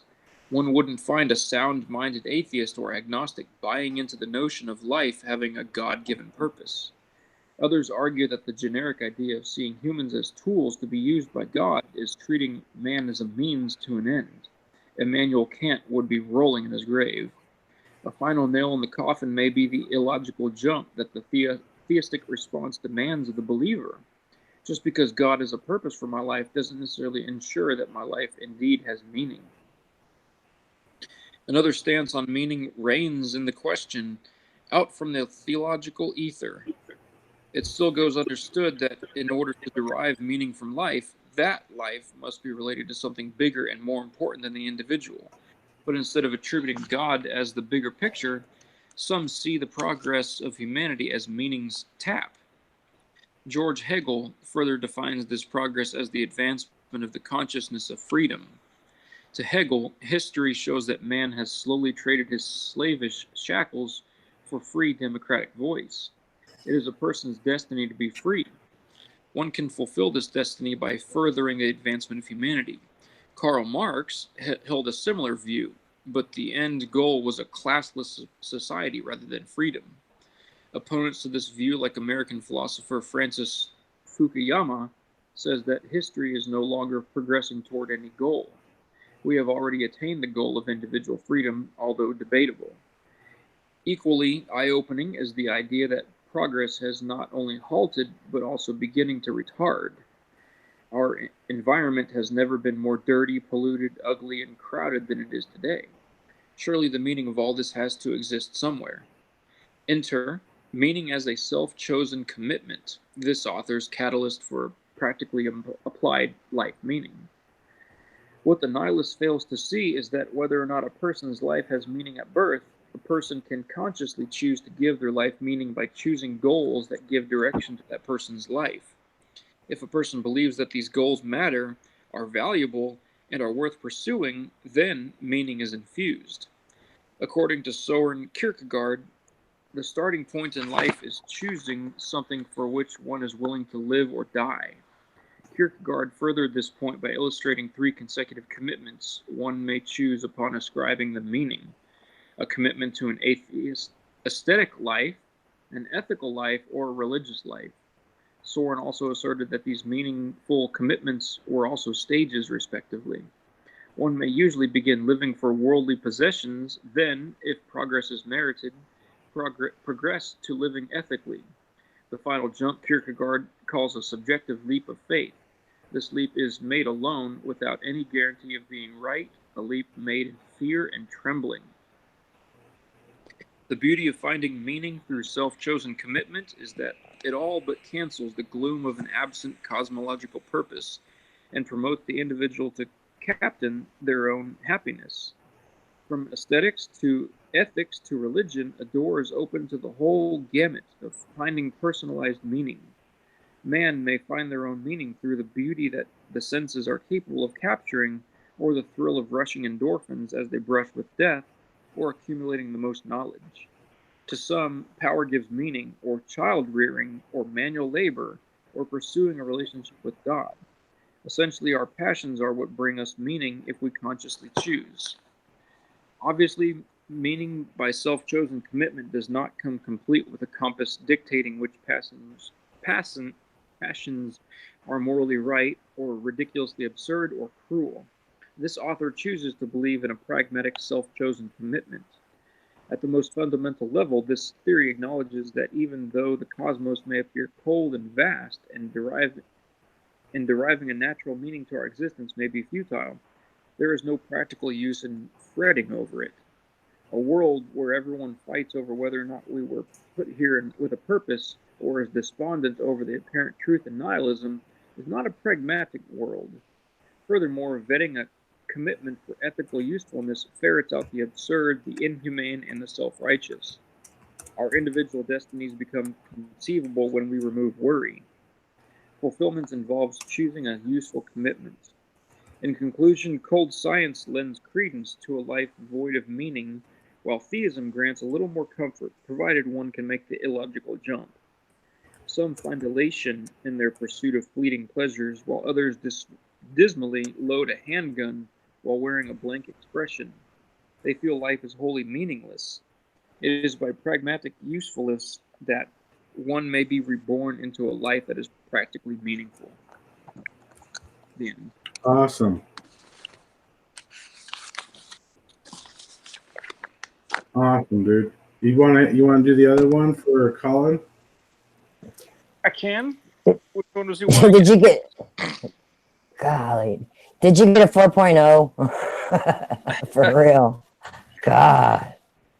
Actually, I started out with a really shitty grade from attempting college years and years prior with the wrong mindset. And then when I came back 14 years later, I was like, hey, I need this. I want this. And I got nothing but hundreds. Yeah, you matured as an individual. That's when, so many kids just aren't ready for college. They're so over with high school, straight into college. They're just not ready. You have a little freedom and a little time to mature and grow. Seems to be always easier and better, right? Yeah. Yeah. One did Hey, Colin. do you have a timestamp on that trailer of what you were talking about? No. These are just some that I just found them and picked them, I mean, I don't know anything. All I can tell you is it was previews that showed up on my TV for a show that I was going to watch. So, I mean, I don't know. I mean, I haven't even watched the trailer. I can't help you. I can go back and watch it myself and try to find it for you if you want me to. I didn't see anything in that trailer where I saw that shift. That girl did the thing with the face. I'll go look. Yeah. I'll be back. What's up, man? Welcome, brother. Yeah. Man, everybody getting shut down. They just shut down. They're about to shut down security. Oh, security. Who's that? Tyler. Mm. The UFO man. I'll watch him. Yeah. They about to shut him down. They done demonetized all his videos. Wow. And he got 2 million subscribers. Why are they shutting him down? And then he misleading the public. I got you. All right. Damn. That's But I thought on YouTube we had freedom of expression, irregardless. Yeah. Why is it legal? Why is it legal for the news to lie? Right? Yet, if they view people on little YouTube, right, that they look at are lying, we don't. Well, they do. They're going to shut them down. Yet, it's okay for the mainstream media, and it's legal for them to lie. Isn't that kind of hypocritical in a way? Mm-hmm. We can lie, but we can't. According to them. I'm not saying that these channels are shutting down and lying. I'm just saying in their view, right? In their mindset of what they're trying to push amongst the people is that this YouTuber is a liar. He's not speaking truth. But by the way, it's legal for us to lie on the news to you. Mm-hmm. Interesting. I have a question for y'all. I just want y'all to say, I'm going to ask y'all, and then I want y'all, if you guys, the people that's in the chat, to spell it for me. When you listening to somebody else's conversation without them knowing, what is that called? When you what? Say that again, please. Listening to who? Eavesdropping. That's eavesdropping. Now, do y'all remember? Everybody remember eavesdropping? I missed the question. Darn it. If you're sneaking in somebody's, listening to their conversation sneakingly, what are you doing? Right. Yeah. Eavesdropping for sure. Guess what? It's never been eavesdropping. What? It's been eavesdropping. EAV. I've never even heard of that word before. There's no V in eavesdropping. I've heard people call it eavesdropping, and then other people, but they're mispronouncing it. I've heard that. I've heard that for a long time with the V. It's been a I've heard that before this, but I solidified it in a game called Call of Duty 4. Because there was a perk, eavesdropping. I remember that from years and years and years ago. And what was it spelled? I thought they were just mispronouncing it. What did it spell like? EAV. V as in Victor. Yeah, I've heard that. thought it was I thought it was swat. Eavesdropping. That's what I thought it was. Yeah. I don't know. I mean, I've heard it depends on, I guess, the people that you're around, because some people call it one way, some people call it another way. That's just been my experience, you know. But the official name is eavesdropping. Yeah. I never. I guess my style of talking ain't right. Well, I mean, I always called it eavesdropping too. But like I said, I've heard one class of people will call it eavesdropping, and a different class of people will call it eavesdropping. It's not the class of people; it's just different people, different crowds. You know, it's just the way they pronounce it. In my experience, anyway. Yeah, and I just did 2 videos. One video was on this Impossible Burger being expanded to all kinds of restaurants now. It's in White Castles, it's in Burger King, it's in Applebee's, it's in everywhere. Dave and Buster's, White Castle. I said, and I think I seen it in Taco Bell too. I'm gonna have to call it. Getting late. All right. Thanks for reading your papers, bro. That was awesome. Oh man, I missed it. Appreciate that. Yeah, that was deep. You've expanded my brain. I'm about to listen to it earlier. How long ago was that? Oh yeah, E-Man, if you want, there's like 4 papers I done read through this broadcast. So when it's go back sometime tomorrow and read them. It's some deep shit. I'm gonna check that out. Yeah, OP3 has a deep mind. Whoa. I've got a new appreciation for you, brother. Oh, I love you too, babe. I'm serious. I'm gonna take that out. I see you in a whole new light. Woo. So I'm not. I just want to thank you, brother, for coming on and sharing. And I know it's late, so I guess I'll catch y'all tomorrow. Well, hang on before we leave. Hang out, Eamon. Don't go yet. I want to touch on the eavesdrop and the eavesdrop, okay? Because so if you look at the definition of eaves, right? That's part of eavesdropping, right?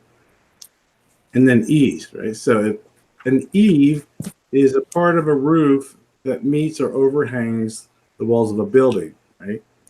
That's eaves. If you look at the definition of eaves, right, it's something to where it's not difficult or no effort. Doesn't it make sense when you're listening to another conversation that you can hear? It's ease. It's easy. You're just sitting there and there's no effort involved in it, and you're hearing what they're saying. Where does the word ease, the word dropping, in the definition of the word ease, can even make sense to what it's saying? So that's where it's like. Well, that's why I said I thought people were always mispronunciating it, you know, and that's like, hey, I'm in Texas, I say y'all. You're in California, you say you guys. Sally Jesse Raphael lives in Chicago, she would say Utes, you know, Utes guys, you know, Utes. We all pronounce stuff differently in different, you know, wherever we are geographically. So that's why I said I thought it was a mispronunciation. And then I did another video today on how Google, for the longest, been tracking all of your purchases, and not with them. I'm talking about all of your purchases online. I'm talking about from PayPal to Best Buy to Walmart to Home Depot. Well, when they're eavesdropping on they're eavesdropping on us, and they you know to put an advertisement in here and there, yada yada, that helps them out with their intel, right? Right. You gotta look at it like doesn't matter what store you go to that you think you have a choice for. It's an invasion of our privacy. They own all of them, right? And the latter, they're all under one umbrella, even though they make you think that you have a choice between these stories. Right. But yeah, they use that. A lot of it has to do with they want to know what products people like and what they don't, so that they can, Exactly. you know, Yeah, and Can push and it that's on. what I did. They can That's push what it I on did. you. I said that don't make no sense. I said, I mean, they knew when I purchased a phone in Sprint. I said, what are you? I didn't ask you to take a track of my purchase. We don't have any privacy anymore, Eamon. No, we That don't. privacy went out the window. Not I even kept when you text. go to the bathroom and somebody's, never mind. Right. yeah, Right. right, It's true. right. Cowboy, I found that if you want to do it right quick, it's the 50-second mark in the top link. Okay. Okay. Y'all need to watch this for real. It's a 50 trip. second. It's the 50-second part. Yeah, you go to 50 seconds and it's like 53 is where it shows her doing that facial filter in real time.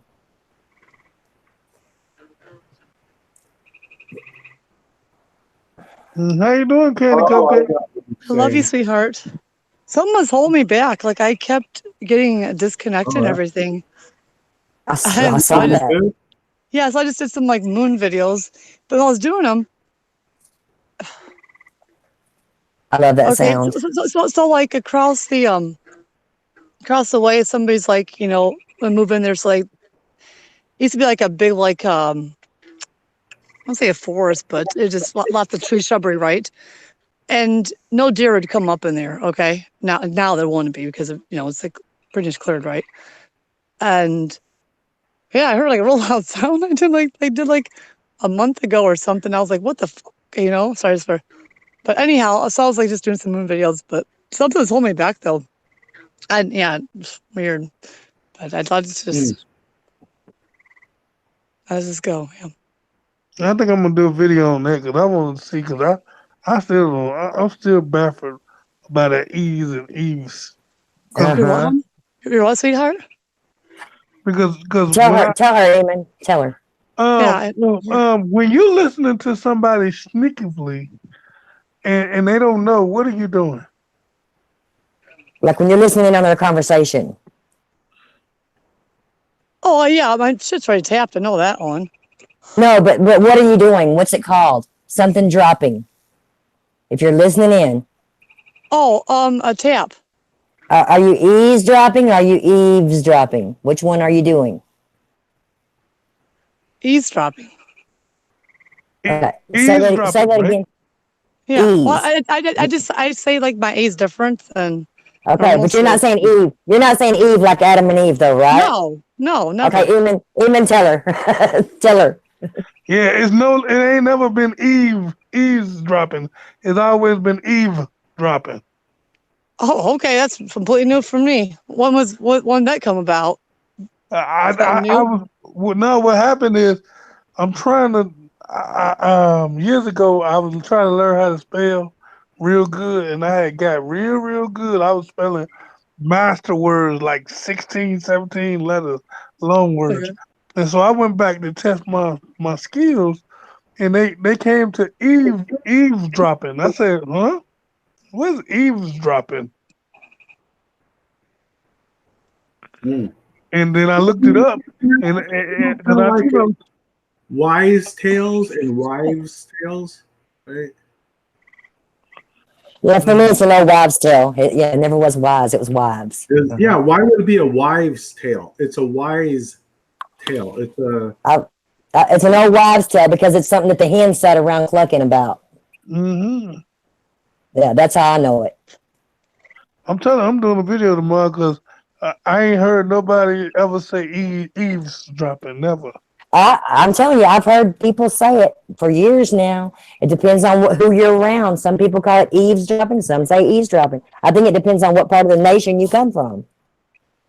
Yeah, but not eavesdropping. Yeah, they say eavesdropping. I never said that. I say ease.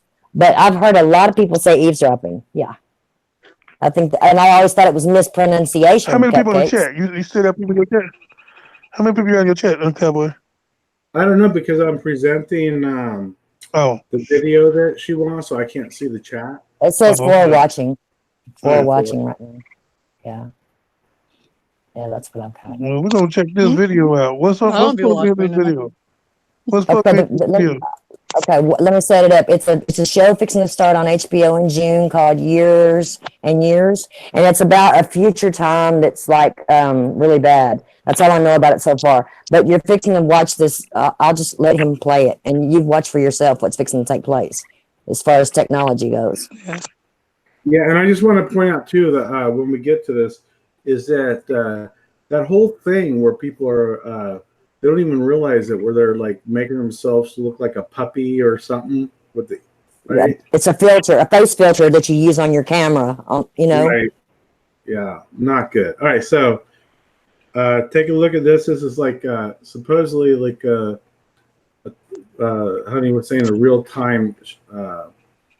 It's a face filter done in real time instead of on your phone. It's really happening live. Right. It's crazy. All right, here we go. It's only going to be about 3 seconds, so I won't get in trouble here. And Yeah. kudos to anyway Joe Bio TV show trailer. So sub him. Thank you for your 3 seconds here.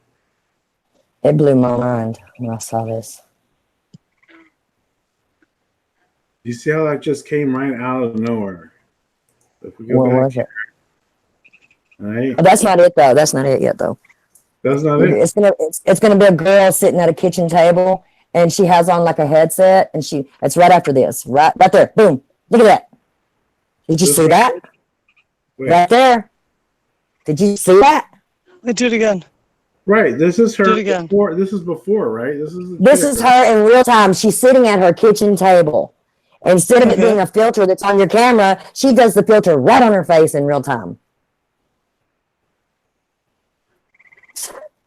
Mind What the blowing. fuck? Yeah, exactly. My mind was blown when I saw that. I said, my God. She was able to put that filter on in real time. See? Look at that. Golly. Is that not crazy? Technology, whoa. That blew my mind. It's real or fake anymore. Well, I mean, it's just a TV show, but it's just showing how technology has advanced in this timeline. But see it? Look at that. I mean, they do that on the Facebook thing. When I'm on No. It's a face filter. It's a face filter. Yeah, it's a face filter happening. You know, instead of like how we can do it on our camera right now. I'm still tripping over about your. That's so fucked up. I'm still tripping over your little thing from yesterday. You told me about that experience too. I was thinking about that when I had that. And Cecil came on wanting to talk to you too as well, Cupcakes. Cecil came on wanting to talk to you as well, and he was talking about a shift and how you missed it all about how. Tell him, Cowboy, about what happened with that guy. Eamon don't know, he wasn't here, but on this show, this channel on YouTube, SMQAI, they think they experienced a shift in real time while they were on the air. Because the guy's voice was like duplicated, and it was 2 different levels, 2 different tones in his voice, and it happened in real time. Everybody caught it. It was and they tried. Yeah, it was a live stream. Oh wow! Suso left it in the link. Okay, so it's he left a link in the chat. 4:45, and that moon is that far from as in the progression is made in like a half or 2 hours. Let's say 2 hours. Okay, it's gonna take a long time for it to set. You know? Oh, this morning, Cupcakes, this morning, the moon and the sun were cousins again. I've got pictures and video of it. I want to see. They were right there side by side this morning. Yeah, this morning. So watch today when the sun comes up. Cowboy said he has. Yeah, that's interesting. Yeah. They're going to be side by side again today. Watch. Mm-hmm. Okay, well, I don't. Real quick, I'm sorry to interrupt. It's like so rude of me. That big planet that's direct south. It's out again. What is that? Do you guys know? I don't know. That's not possible. That's like direct south right now. That's not possible for the moon and the sun to be right next to each Well, other. but it's happening. It's happening, Eamon. It's happening. All kinds of things are happening, Eamon. But it's been happening for a year.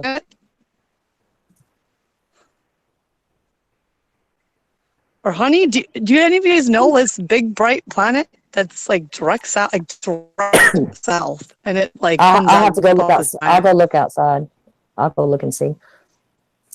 I can't. I have to leave you though. My phone's dead. It's not for charging. me. I'll put it on a thing. I'm just a fucking Lord. I've been through so much, man. I'm just like, Yeah. just Yeah, try to keep but cool, man. Ian, That's why I use I know that's a moon up there, guys, but I just don't think it's our moon. Maybe that moon is part of another system. I mean, No, it's that's not. just my It's not. opinion. I mean, it's not possible Forget for the moon what and sun said. to be kissing cousins. They have to be in opposition of each other always, and they're not. It's crazy. I'll be right back. Well, yeah. And I did another like moon video until I'm going like a possible depiction of another moon, like a buzz the crescent shape ever. But who knows? I don't know. Nothing goes past me anymore. I couldn't. I just nothing surprises me. I should say. Oh, good Lord. Yeah, nothing really surprised me Sweet anymore. Jesus. Only thing would surprise me if the sun turned Black. Black. It's no. black. No, for If the Revelations, sun it's supposed to be it's black like sackcloth. no, if the sky Correct? in the morning turn purple, then I'll be like, whoa, what's No, if shoot. it's straight up turn Unicorn over it too. if the sky turn purple, that's gonna make everybody doo doo. You know, they probably say that's just a rising lights off the northern sky. Well, I showed my coworkers, right, the ones that laugh at me. I was telling you about earlier, right? I said, "Hey, did you guys see the moon today? This was like in the middle of the day, right? Again, it's right next to the sun more than it is not now." And I'm like, "Have you seen the moon?" They're like, "What do you mean?" I'm like, "Come on outside, take a look." And so I say, "Look up, look at the moon. It's like a Nobody quarter does. of the moon, right? A quarter." And they're looking at it. And I go, Okay. "All right, now don't move your head. Just move your eyes a little bit to the right. Yeah, there's the sun." Mm-hmm. And they look at me like, "Wow," this was their comment. "You must have been looking really hard up there in the sky because it's hard to kind of see the moon there." Mm-hmm. That was their comment. Like, I was like, "Wait a minute. Why is the moon this close to the sun during the day? And how could it be a quarter of the moon if it's parallel with the sun? What is causing the shadow on the moon?" Hey, the moon last month was pink, and I have it recorded on video. Well, you know, Yep. that might be that moon simulator that they're trying to duplicate. You remember that moon simulator is supposed to be up and running by 2020. All right, but here's the point, though, is that they don't even care. Of course, you know they don't care. Nobody care about nothing. They just sit around willy-nilly, like, oh, Lord, let me get my paycheck and go about the business. All they want to do is go like, "Yeah, that's fine, but did you watch Game of Thrones last night?" Right. Game of Thrones or Big Bang Theory or man. Mm. Or did you see what they put on Facebook, or did you see that child? That's dead sheep for you. I mean, I said it's getting ridiculous where even my wife is beginning to act strange, and what I mean is she's beginning to be irritated with just being. She wanna accomplish something. I mean, she don't want to have the hand she dealt. She wants somebody else's hand, I mean nobody else's hand, but she want she wants some accomplishments. And I say, well, in this world, that ain't gonna happen. The only way you get some accomplishment in this world now is you sell out to the devil. Cause a believer ain't a believer ain't gonna get ahead and become rich. You gotta sell out to become rich. Well, it's always been that way too, though. You know, And it's I just say, more prominent now. you know, say as long as you living, got food on your table, got be able to go out when you want to go out, um, buy stuff you want to buy, you got a good life. You Well, know, besides that, define rich. I mean, rich to me is way, happiness. It's not wealth. It's not money. It's knowing right. God. It's knowing the Lord. To me, that's rich. I think what's happening is something that's happening where people want to be relevant. They want to have some importance. They want to be, you know, that's what this day society is. Oh, do you like me? How much do you like me? Give me a thumbs up. Give me a like. Give me this and give me that. Look at me. Look at what I can do. Yeah. Thumbs up and heads down, right? And what is it? Also, here's the thing: is what is it deterred from? Really, what your riches are is like. Wouldn't it be that being a certain wife and mother to the children be the reward for doing accomplishments of your life over a job and what kind of car you have and how big your home Loving is? Father. That's the perfect No, wealth. no, no, and she sound like really. She sound almost like what they were talking about with the UBI. How they said that people will have more opportunities to do what they want to do and chill and have fun and paint. They ain't got to work a 9 to 5. And this is what they promoting that people we can be doing something else and let the robot do our repetitive work that the work that's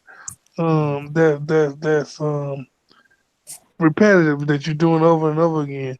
Cause she reason why I say that because she said I've been at this job 17 years and I do the same thing every day. I said, well, you do that 16 years ago. I mean, that's what it is, and you're gonna do the same thing. When you've been in there that long, it becomes a routine. You know, So how does she think that she's gonna if the robots are gonna take over in this repetitive job, and so now she can do painting and all these other things that she'd rather do, where who's gonna provide Where's the self the worth? income well, for her to be able to do that? it's more than just that. You know, sometimes you have you have the enemy try to put what they call it drop some platelets or some little dots in your life, and so all of them dots added up, they begin to weigh on some of your decision making, and because of past experiences with the church, as far as the co-pastor of my church that we were with for 15 years, she was really wanted to be active in church, and she told the co-pastor because she really trusted in her and said she was gonna open up a youth center for the youth. And she said, well, God ain't gonna let you do that. You ain't gonna really do that. And it threw her down real bad, like she wasn't even capable of doing that. And ever Wow. since then, it's like uh almost like how people say they've been church hurt. You know, she go to church or she tried to stay in church, but she has an up and down spirit because anything can ruff her feathers Well, in the that's so church. negative. Yeah. Yeah. And That can so bring it's selfish. like I'm trying to do both sides of the fence, but it's hard because We have to lift our brothers and sisters up on high because the world's here to bring us down. let's You see, know. like I told her, see, because if this is the revelation part, it's not gonna get any easier.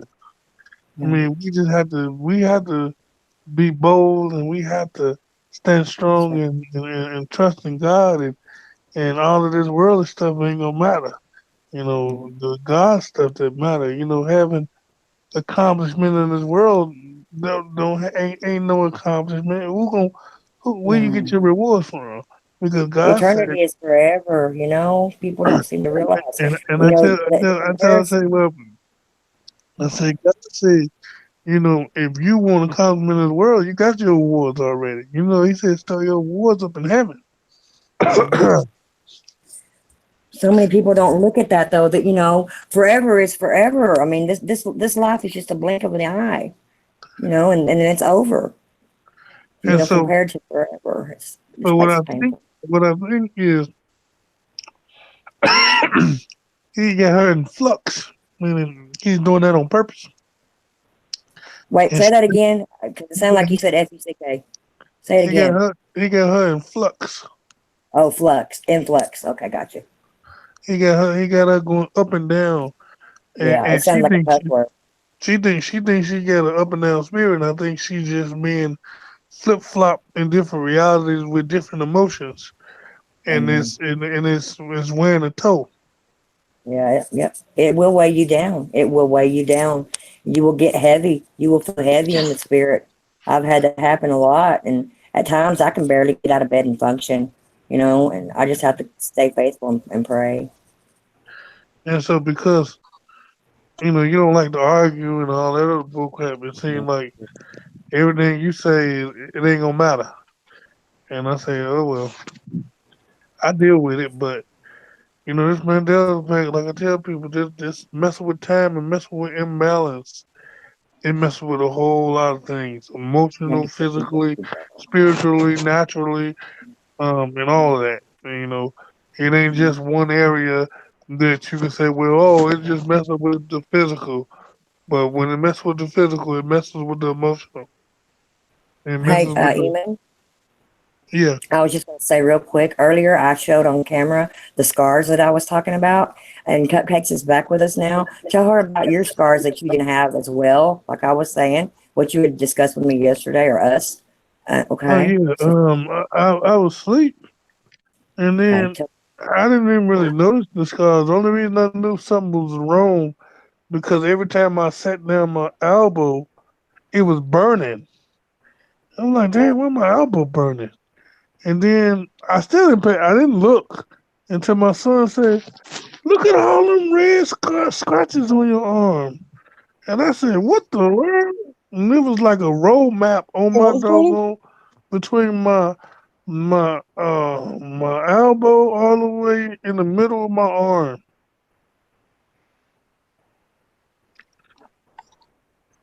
Bunch of little blood dots. They look like kind of like a broken blood Hmm? vessel or something. I can't explain it, whatever. Like a bunch of like, if you look closely, it was like a bunch of little red dots. No, Not? it's like a lot of long scratches. Is that demonic attack to you, or what do you think? And maybe it had to be because Were they like, three? Were there three of them? it's a whole lot of them. Mm-hmm. Again, I'm just thankful I'm in your channel, Cowboy, and not mine. No, because that's very common. The three long scratches. It's very Let me common. see. Let me see. I can't see it. Let me see. Let me turn on my flashlight and see if I can see it. Because I'm in the dark right now. Hold on for a second. So Uh, I've actually had a body change. I guess that's I just demonic never even attack. thought about it before. Yeah, well, when you got three, that's demonic. Yeah, it's demonic of his three. Yeah. uh, Do it again, please. they won't let me turn on the flashlight while I'm on the phone. So when I was young, right, you know, elementary school time, I had in the middle of my chest like a protruding little round like bone sticking out in the middle of my chest, and my mom actually took me to the doctor and asked him what it was. Like, what is this on his chest, right? And he said, "Oh, it's normal. It's just normal. Some people have it, some don't." Well, I don't have it anymore. It's gone. Mm, mm, I mean, I'm like pressing where it used to be, right? Okay. And no, That's it's interesting. completely gone. There's nothing there. mm, mm. I don't know. And see, that's what I'm talking about. See, um, You have that too, Master Richie? Oh. You see what I'm saying? And so that's why I say this thing that's being we're being attacked by, because this is not my free will for my body to change. It's not my free will for me to have scratches on my body and stuff like that. And so I know God giving him these permissions, but man, it's getting real tight, because when we get to that point where it says you're gonna want to die and can't die, that's gonna be tough.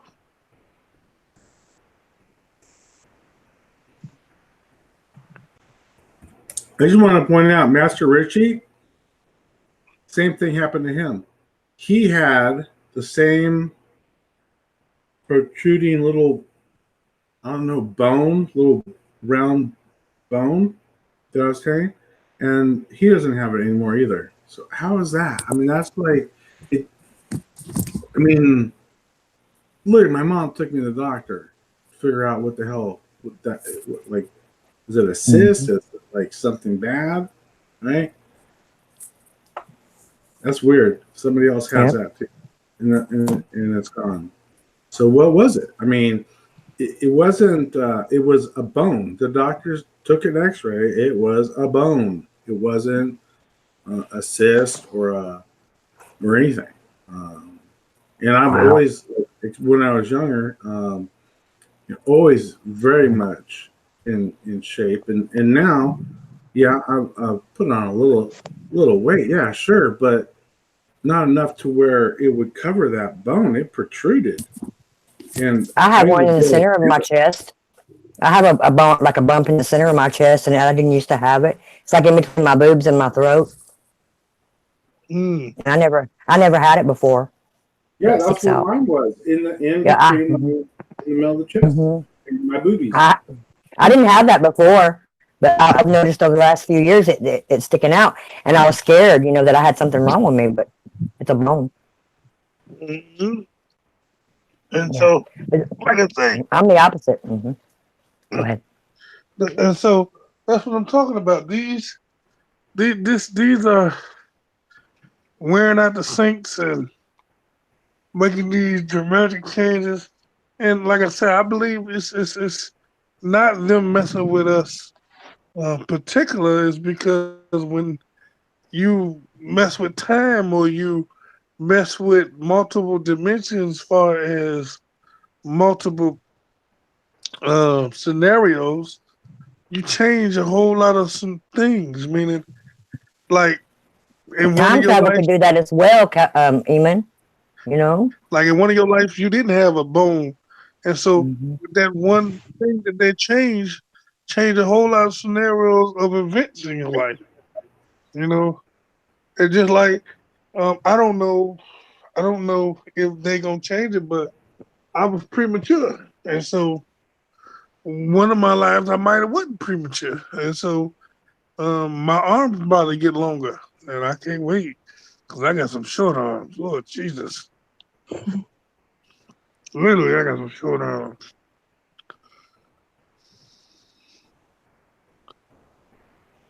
And I say, man, shoot. Luckily, my brain developed real good, but it's my arms suffered. Yeah, I say, man, shoot. I wish I'd stayed in my belly for 5 more months. Get in my belly.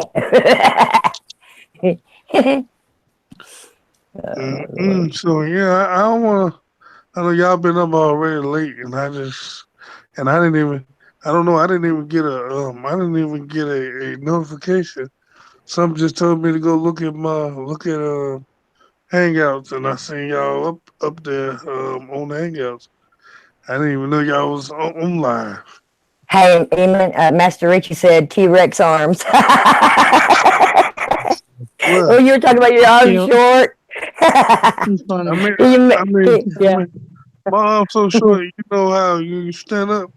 When I put my hand on the side of my arm only reach, my tip of my finger only reach right there where my midsection is. Wow. I got short arms. It's a boy. Yeah. Well, how tall are you? How tall are you, Eamon? I'm 5'9".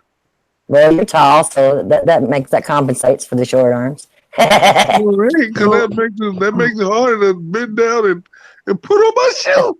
I have a question for you. Like, how do you like put your car keys in your pocket? How do you get it out? Like, That's what I'm saying. You see what I'm saying, dog? Wear them around your neck. Yeah, you see why my keys around my neck.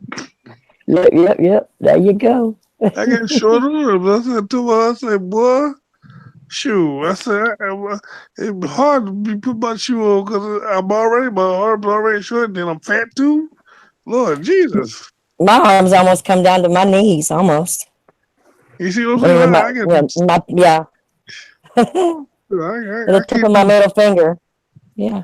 Sure, I can't even scratch my doggone scratch my own